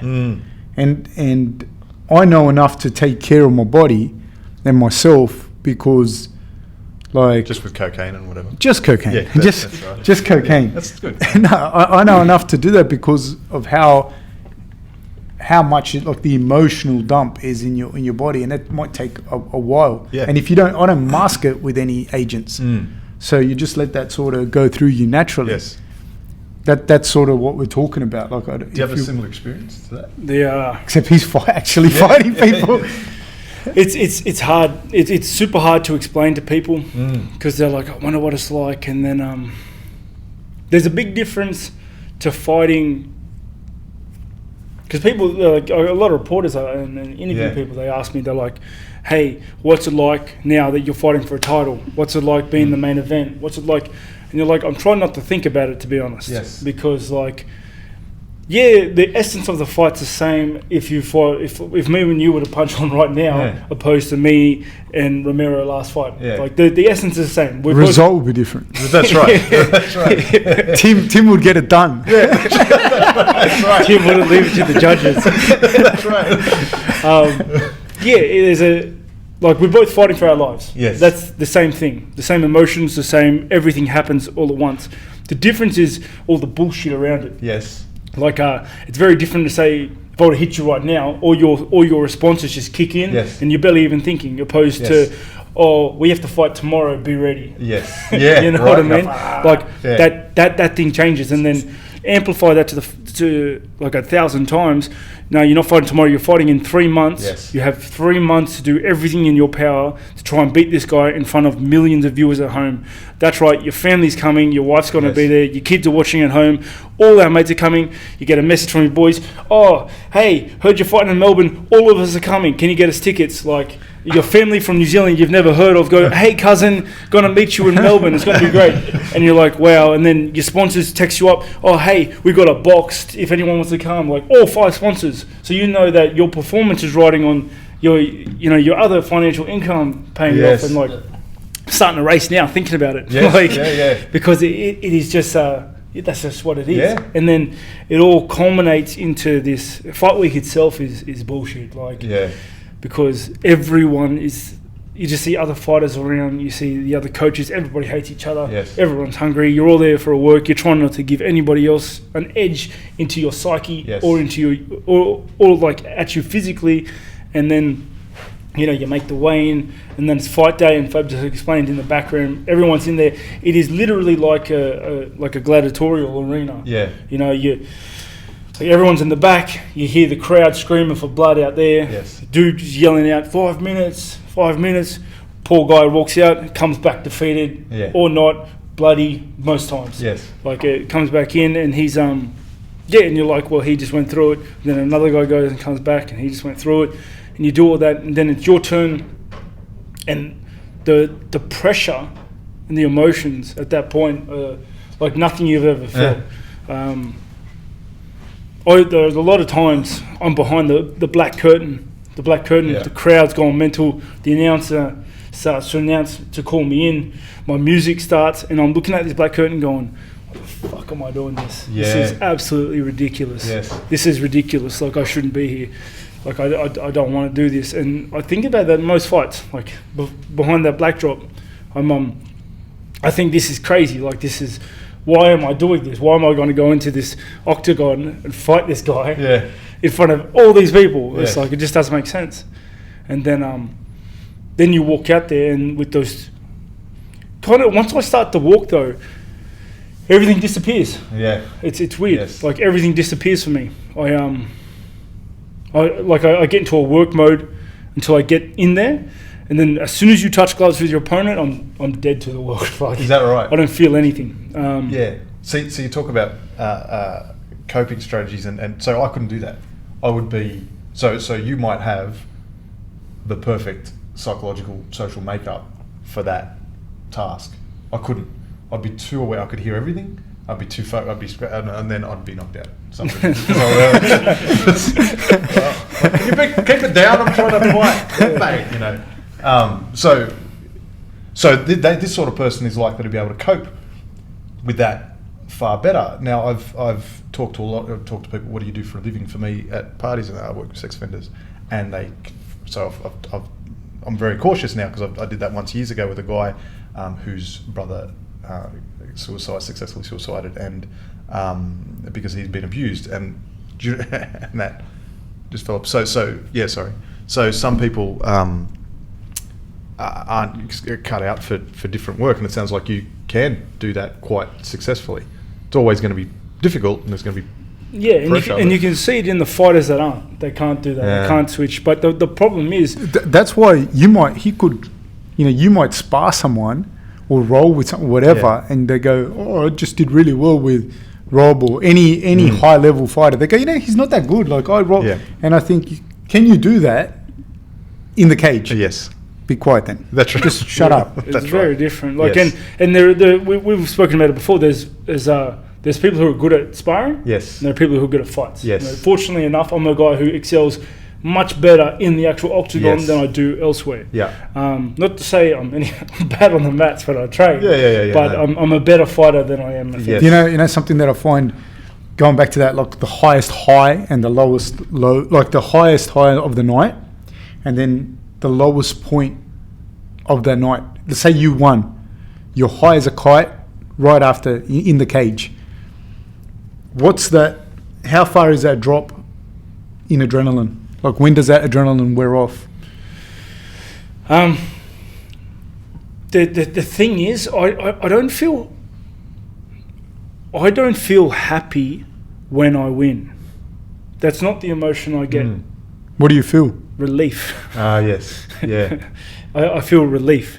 I don't feel happy. Happy's not the word. I'm happy when my check comes. Nice. Like I'm happy then. Like I'm happy when I look at the fight retrospectively. Yes. And I'm thinking, man, that was fun. That was something good. Like, and I think about the different moments in that fight. That was good. I think about the whole event as a whole, of the whole experience from start to finish, from like 2 weeks, 3 weeks out to there. I think, man, that was a good experience. One I'll remember forever. But the feeling I get isn't happy when I win. It's more relief. Relief of? The pressures. Yeah. The pressures of fighting. But not it's got no relation to the actual opponent. Not like, No. I'm relieved that you didn't hurt me. No, nor the outcome, to be honest. Because even the times I've lost, I've been very down, but the overlying emotion for all of it is relief. Like it always is. Like I said, we've spoken about it before. I think I would be more suited to rocking up every Saturday for a punch up than I would be. Just because I'm built like that. Like I can rock up and then we can just fight and then it's done and then we go back and then I'll do it again next week. That's right. You know what I mean?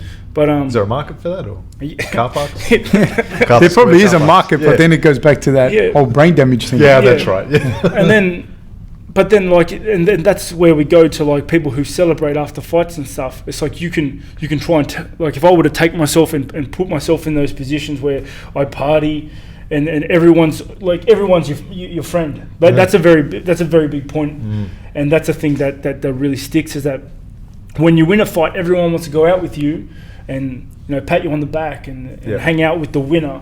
And then when you lose, no one contacts you. Like when the times I've lost, not a single person has like wants to hang out with me. I'm a loser. And it's so stupid too. Like it's so like really like when people talk about like we were talking about before about like Weidman, he's 3-1 or something, like 1-3 or whatever.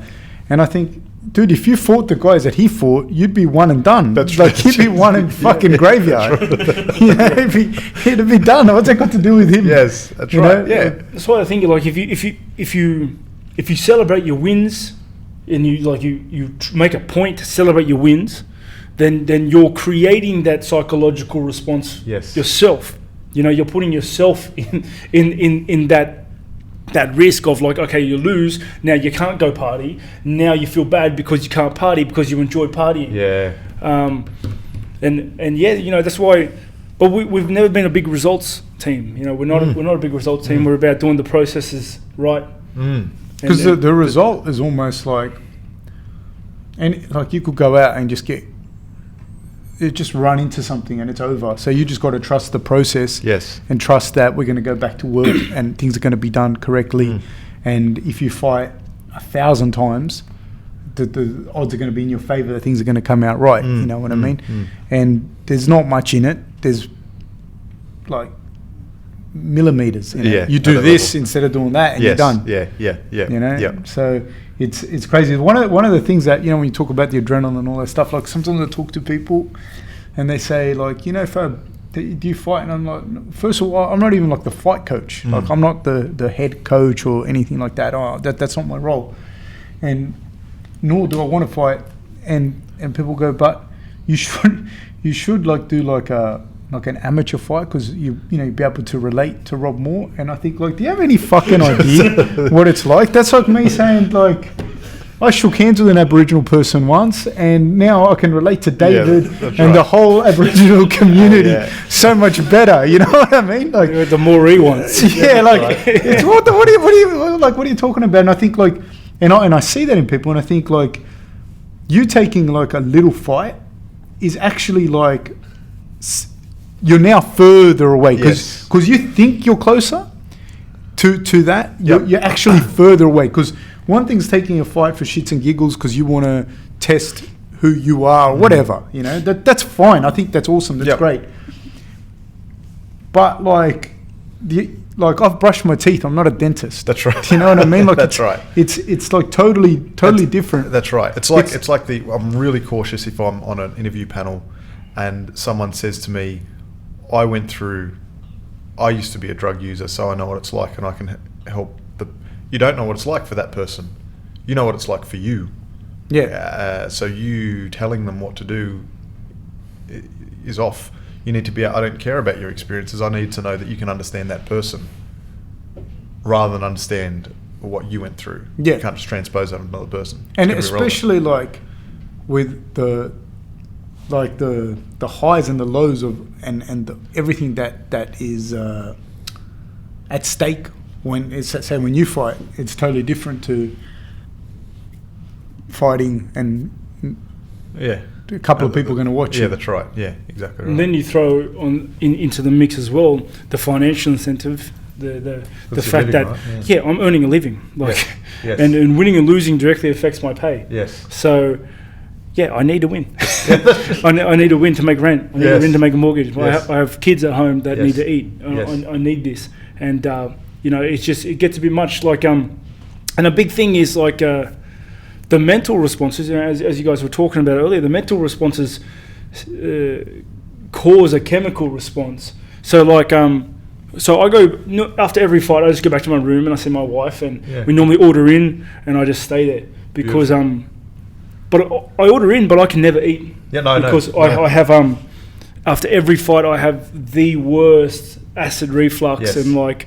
My body is cooked. Like it's done. Yes. I can't eat. I can't think about anything. I just want to lay on the floor and stare at the wall. Yes. And people go and dump alcohol into the system after it. Yeah, straight after that. I just stare at the ceiling, like literally stare at the ceiling, happy to stare at the ceiling. It's just like it's like the best thing I've ever done. And I just lay there doing nothing. It's just strange. And then like. Cool, you went through it. 6 months, you got to do it again. Yeah. And then, like, the anxiety you feel about the anxiety you're gonna feel. Yes. Gets hard. Yes. It gets hard, and it just like people think, oh, you must be used to it by now. It's like you don't get used to that stuff. No. That's true. You can't get used to it. No, and you can't because it's an appropriate. Body response. You need that adrenaline and whatever to fight. So you're not going to get used to it because then you'd just be walking in. Well, you're actually not being stimulated. That's right. Yes. And you need the stimulation for you to be able to elevate your heart rate, produce your adrenaline, react accordingly, have your reflexes on point. Your sympathetic and parasympathetic nervous systems turning off and on so that you're not digesting food while you're up there. That's right. Yeah. Yeah, just like you would be if you were being chased by a wolf in the forest. It's a very similar physiological response. Yeah, it's hard. How much, Rob, do you think, how much can you learn to deal with those, with that? Or how much do you, and Tim as well, and you as well, Dave, like you probably would see it being a musician back in the day, like you'd see people that are great in the studio, but then they can't sing in front of a crowd. So how much do you guys think you can learn to deal with that to get better at it versus how much of that do you have to actually have it in you? What do you think? It's a good question. For me personally, like I said before, like I've just been sitting here listening and taking it all in because it's hard to understand for yourself and especially when you're trying to understand other people. A big thing that has helped me immensely with my sport, with me dealing with things outside of the octagon, with everything, me being in a business professional sense, is just trying to understand how I'm feeling and why I'm feeling it. Yes. Just like just more control to you, right? Yeah, it's like understanding. Okay, I feel down because I just had a massive argument with someone. Yeah, that's all right. Yes, that's all right. That's good. Yeah, you know.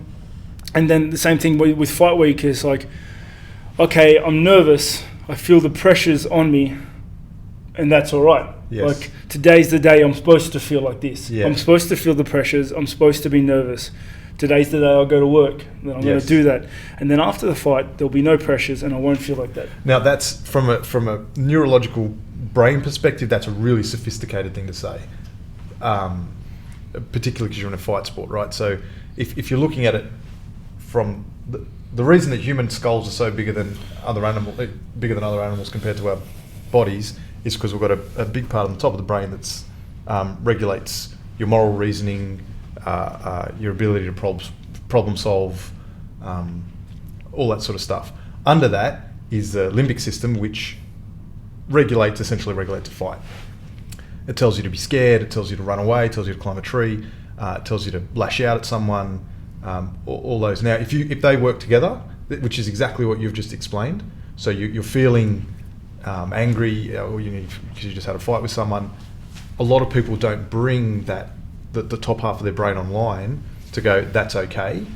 You know what I mean? So those working together, I think, is maybe that's part of the reason for success. Is a lot of people would just stay with that limbic response, stay with that emotional response, don't understand it, and just fold. I can't do this anymore. That's too hard. Yeah. That was my point. Yeah. I've just it's just been huge for me in that regard, to like helping me just get through it, and deal with it, and understanding that it's okay and that it's good. Yes. If anything, like embracing that sort of feeling. Whereas when I was younger and earlier in my career, and I'm like, it got me. I got through the fights all the same, but you can only do it for so long before you start to feel the baggage and start to get more tired than you should. But how much of that do you think you have to have naturally versus how much you can learn? Like, if guys that can't perform under the lights, how much of that can be helped? Like, how much of that do you think? I think that can be fixed. I think it can only make you better, but I don't know. They're just some. I don't know. It's a hard question. Because it's not essentially what you're saying. It's not just physical capacity. No, it's not. It's like in music. How much do you think is like there are guys that can't? Guys being a gender neutral term. How much do you think there are people that can't sing under the lights? Heaps. Like, you can slay a guitar, but you can't perform live. You can't play with another band. I think group sports are interesting, where you can see they're the best kicker, but put them in a team and they're pointless. So that's social anxieties, other stuff that builds up that they can't actually function in a different setting. So I see it a lot around person's the best guitar player or whatever, but they can't perform live. Yeah. Generally because they can't perform with other people, which is interesting. Yes. You know what else? Yes. How many people, like I always say, like if I had to do a uni degree for what I do for a living, I'd probably just scrape past. I'd probably just scrape by. But but anyway, go. No, but I don't think I'm that good. Like, and I have my degree to prove it, my marks to prove how shit they are. Like, I was never that good at it, but then the stuff that I do, I excel in it. Yes. And I see a lot of people that their assessments look amazing. Yes. And all that stuff looks amazing, but then you turn around and you look at it and you go, but can you do that?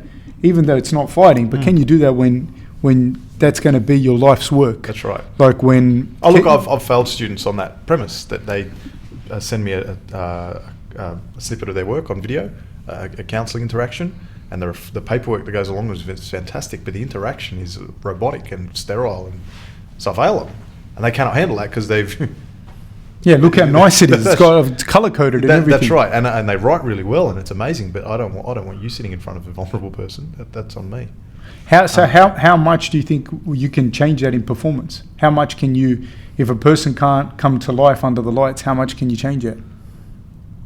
I think it's changeable, but it's going to be a lot of work. I think it's far easier if it's inherent. I mean, hearing you speak, there's obviously heaps of inherent traits in you that are just there and they've been there forever, for I don't know however long, that give you that mental fortitude to be able to not just perform under lights, but you've also got the threat of another person causing damage to you, right? So to teach someone to do that that'd be just like an enormous enterprise that I'm not convinced is worth the pressure to do it. Do you know what I mean? I think and a lot of times get another job. Yeah, and then there's a difference between the person has it and you just have to bring it to light. Yes.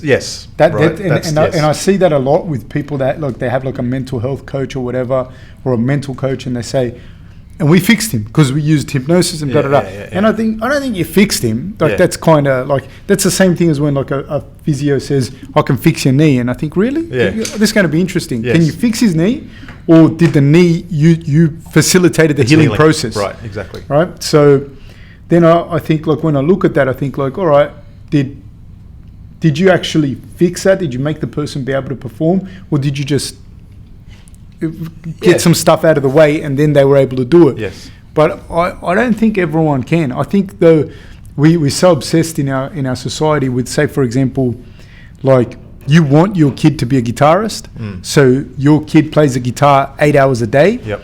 And you have 5 kids and one of them makes it. Yeah. Doing that. Yes. But you don't see the other 4 that thing, and then the other 4 could have been great carpenters. Yeah, that's right. Do you know what I mean? But they're not. But they'll never know. Now they're heroin addicts. You know what I mean? Because they didn't spend their time working on their gifts. That's right, exactly. Yes. Yeah. That's the most helpful way to look at it, I think. It stops you sort of forcing someone into a mould that they're not meant to go into. The other thing before we go, some of the people were asking for a Q&A. We'll do a quick Q&A with these people on. People asking for a Q&A today? Yes, sir. Oh wow, good. Asking for a Q&A. Now with all the anxiety and That's right. It's not we're not going to really do a huge Q&A. It's more like we'll answer a couple questions. Anyone that has one. Okay. Frog Vapor, Tim, this is one of the best things you'll ever experience. Frog Vapor asks, did we ever get to the bottom of why Rob doesn't like sex? Rob? We have a doctor here who can help you. That's my bad. Yeah, that's why we brought Tim. No, that's still a mystery, mate. Tim, any reasons why Rob might not like sex? Do you think he has an inability to perform when... How would he know? How would he know and how would they know? No one knows. My parole officer says I can't look through windows anymore, so I'm not allowed to look. So I'm trying to stay good. Oh, man. Rob, are you ever coming to Brisbane by Circa H? Am I just going there ever? Yes. Yes? Yes, I am. Ethan Pitt says, can Rob come to the Horn versus Mundine fight with me and my mates? I'll buy him as many pineapple cruises as he wants. Oh, that's lovely. Oh, God, guys know he knows how to get to me. Pineapple cruises. You're going to put that on the cage, aren't you? Yeah. We're going to certify that as Whitaker's Pineapple Cruises. Grange TV, when did you know you wanted to fight? I'm assuming that he's not talking to you or me, mate. And he's talking to Rob. When did you know that you wanted to fight? I've always wanted to fight. Even when I was a kid in primary school, I've always just taken an appeal to combat. Okay, Rob. Why does Rob only wear underpants in Fallout? Talking about the stream I did yesterday. I don't know. The radiation? Too much weight. Got to get lighter so I move quicker. All right. Would you fight one Romero-sized duck or 10 duck-sized Romeros?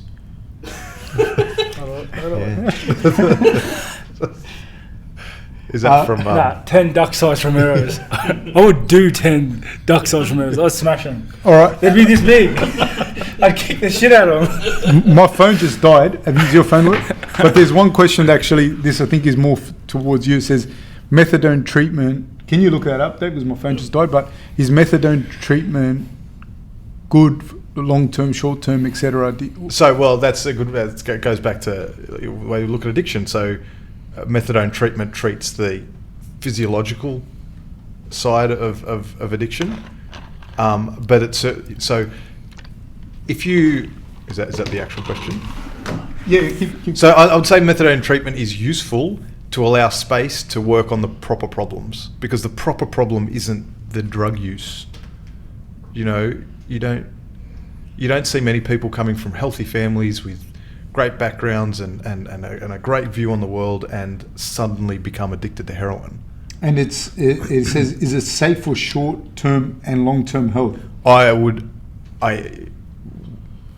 To say any substance is good long-term is a misnomer. You're putting something that's not food or water into your body has to cope with it, so it's not going to be good. So it's not good for long-term health, no. Can I answer this one from Ethan Pitt? It says, has Rob ever gone into a fight being overtrained? And if so, how did that affect his performance? No, he's never gone in overtrained. Nice. Response, right? Thanks, mate. Thanks, mate.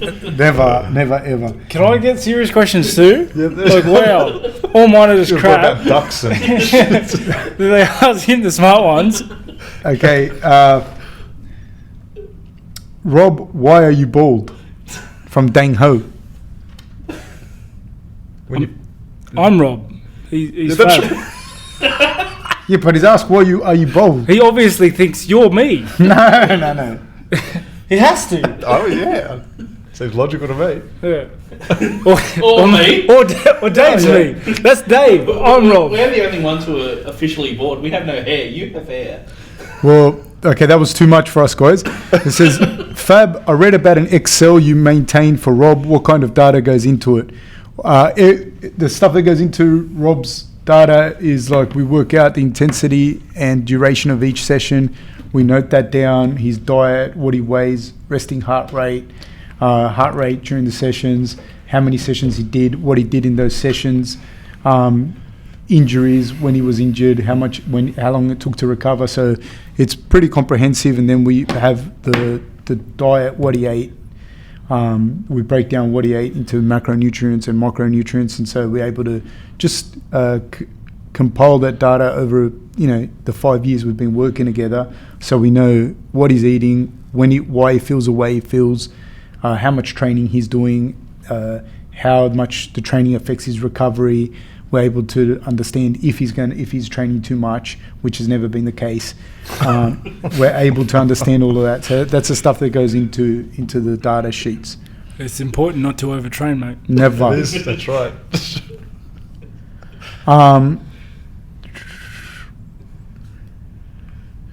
Rob, do you think your world rehydrates with an IV?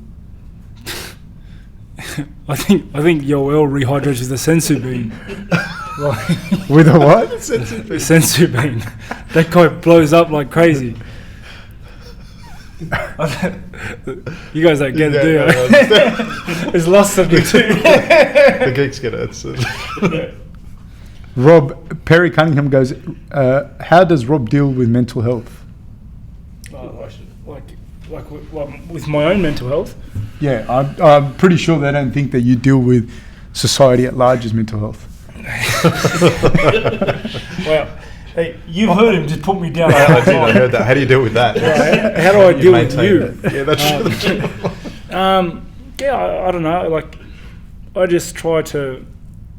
I guess I try to keep the things that I can control healthy for myself. So like my family environment, making sure I'm training, make sure I'm eating right, and then I just try to understand my emotions and why I do things and why things are affecting me the way they are, and then I get tune-ups. I go and see Tim when it gets too much or when I don't understand something, and I just I think positive relationships, having good relationships, is probably one of the best things you can do. Yeah, absolutely. And just get some help, answers.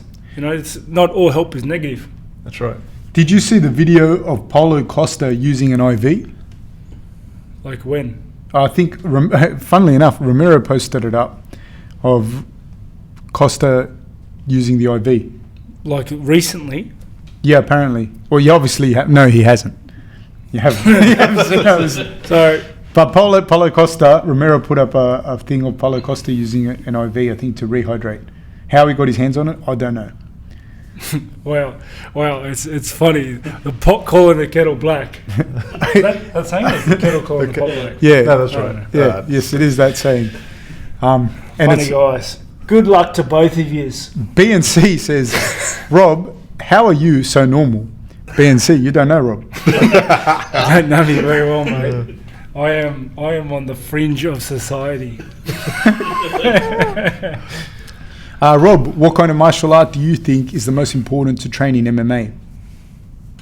Any, to be honest. Any. I don't think any single martial art has any more importance than any other one. It's just getting involved, sticking with it. Angelo Frizzino wants to know, does Rob have any plans after his pro career? No, zero. Zero. That'll be it for him. All my eggs are in the fight basket. Heaven forbid I ever have to stop. No, I've got a bunch of things running on the outside of the fight world. Obviously, my priority is the fight world because that's my career, that's my profession, that's what I do. But I have a bunch of systems and businesses and other ventures, apart and separate from the fight world. Rob, how long were you training specifically MMA before you had your first pro or amateur fight? Probably about four or 5 years. 4 or 5 years, perhaps. But I've always been in martial arts and combat, so like karate, jiu-jitsu, hapkido, and then MMA. Dylan Campbell, this is a good question. Rob, how do you deal with the pressure of UFC giving you the hardest matchups? I feel like they're trying to get you out of there. They don't like humble champs, in my opinion. That was a good question. Solid, Dylan. The pressures of dealing. I don't care who they put up against me. I don't care. Every opponent is just a challenge for me. It's just a hurdle. I love being underestimated. I love the challenge. I prefer a hard fight than an easy fight because there are no real easy fights anyway. So I don't get. Plus, I like upsetting people. If the UFC want me out of there, I'll upset you because I'm not going anywhere. Like I like that. I just like it. I thrive off it. I think this will be the last, if not one of the last questions. But I think, this is an interesting one. Would you ever consider going to one championship? Yeah, 100%. My outlook is that I make a living through my profession, which is combat. I'm good at it, and that's what I do to make a living. Who pays the bills is neither here nor there. Like it doesn't need to be exclusive. It does right now with the UFC. I'm happy working with them, but where the path of where the path leads me, who knows. How do you cope with the frustrations of injury?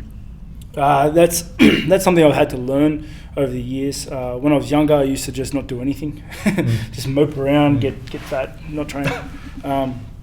But as I've gone older and working with Fab and the team and stuff, I've had to learn to work around injuries. Obviously, injuries depress me like anybody else, and I hate not being able to train. I hate seeing people being able to train free of injury while I'm doing cardio bike or something like that. It frustrates the absolute hell out of me. It actually makes me depressed. I get depressed seeing other people training and fighting when I'm injured, and it's something I've had to get a grip on, and understand. But injuries don't last forever. You get through it like everything else. It's just a part of the process. Do you think USADA does a good job? And if so, do you think Romero is a clean athlete?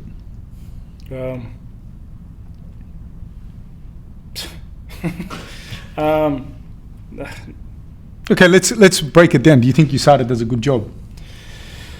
I think They're doing the best they can. And that was a deep, deep answer. Read into that as you will. Okay, it says here, is it hard being such a humble, respectful person in general to have other fighters trying to call you out and not giving you your earned dues?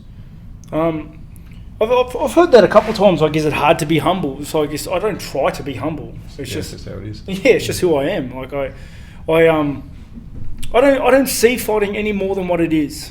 You know, two guys in their underpants throwing down. Like that's what we're doing. I respect my opponent and I respect his abilities, because if I don't respect his abilities, I will underestimate his abilities, and that can only be a detriment to myself. This Mason Walker has some brilliant questions. I'm going to you don't even have to answer them, but they need to be said. His first question was, would you ever punch a kangaroo? Followed by the subtle but yet compelling question, is it hard to pretend to like sex? That's all. I just feel that if he didn't get his time here, he would not get his time at all. I would never punch a kangaroo. That is a glorious animal, and it's on a 50-cent piece. You need to check yourself. That's right. And do you think Michael Bisping was afraid of Romero? I don't think Michael Bisping's afraid of anyone. He's fought, like, how many times did he end up fighting in his career? I don't think you go through that many fights being afraid of people. I just don't think it was a smart fight for him, and I think he's got a head on his shoulders. I guess we'll leave it at that. Let's leave it at that, guys. Thank you so much for the episode. Tim, thank you so much for your time and for coming out. No worries. Robert Whittaker, thank you. And Mr. David Roberts, thanks a lot. Thanks, guys. Thank you, guys. Peace. Bye-bye.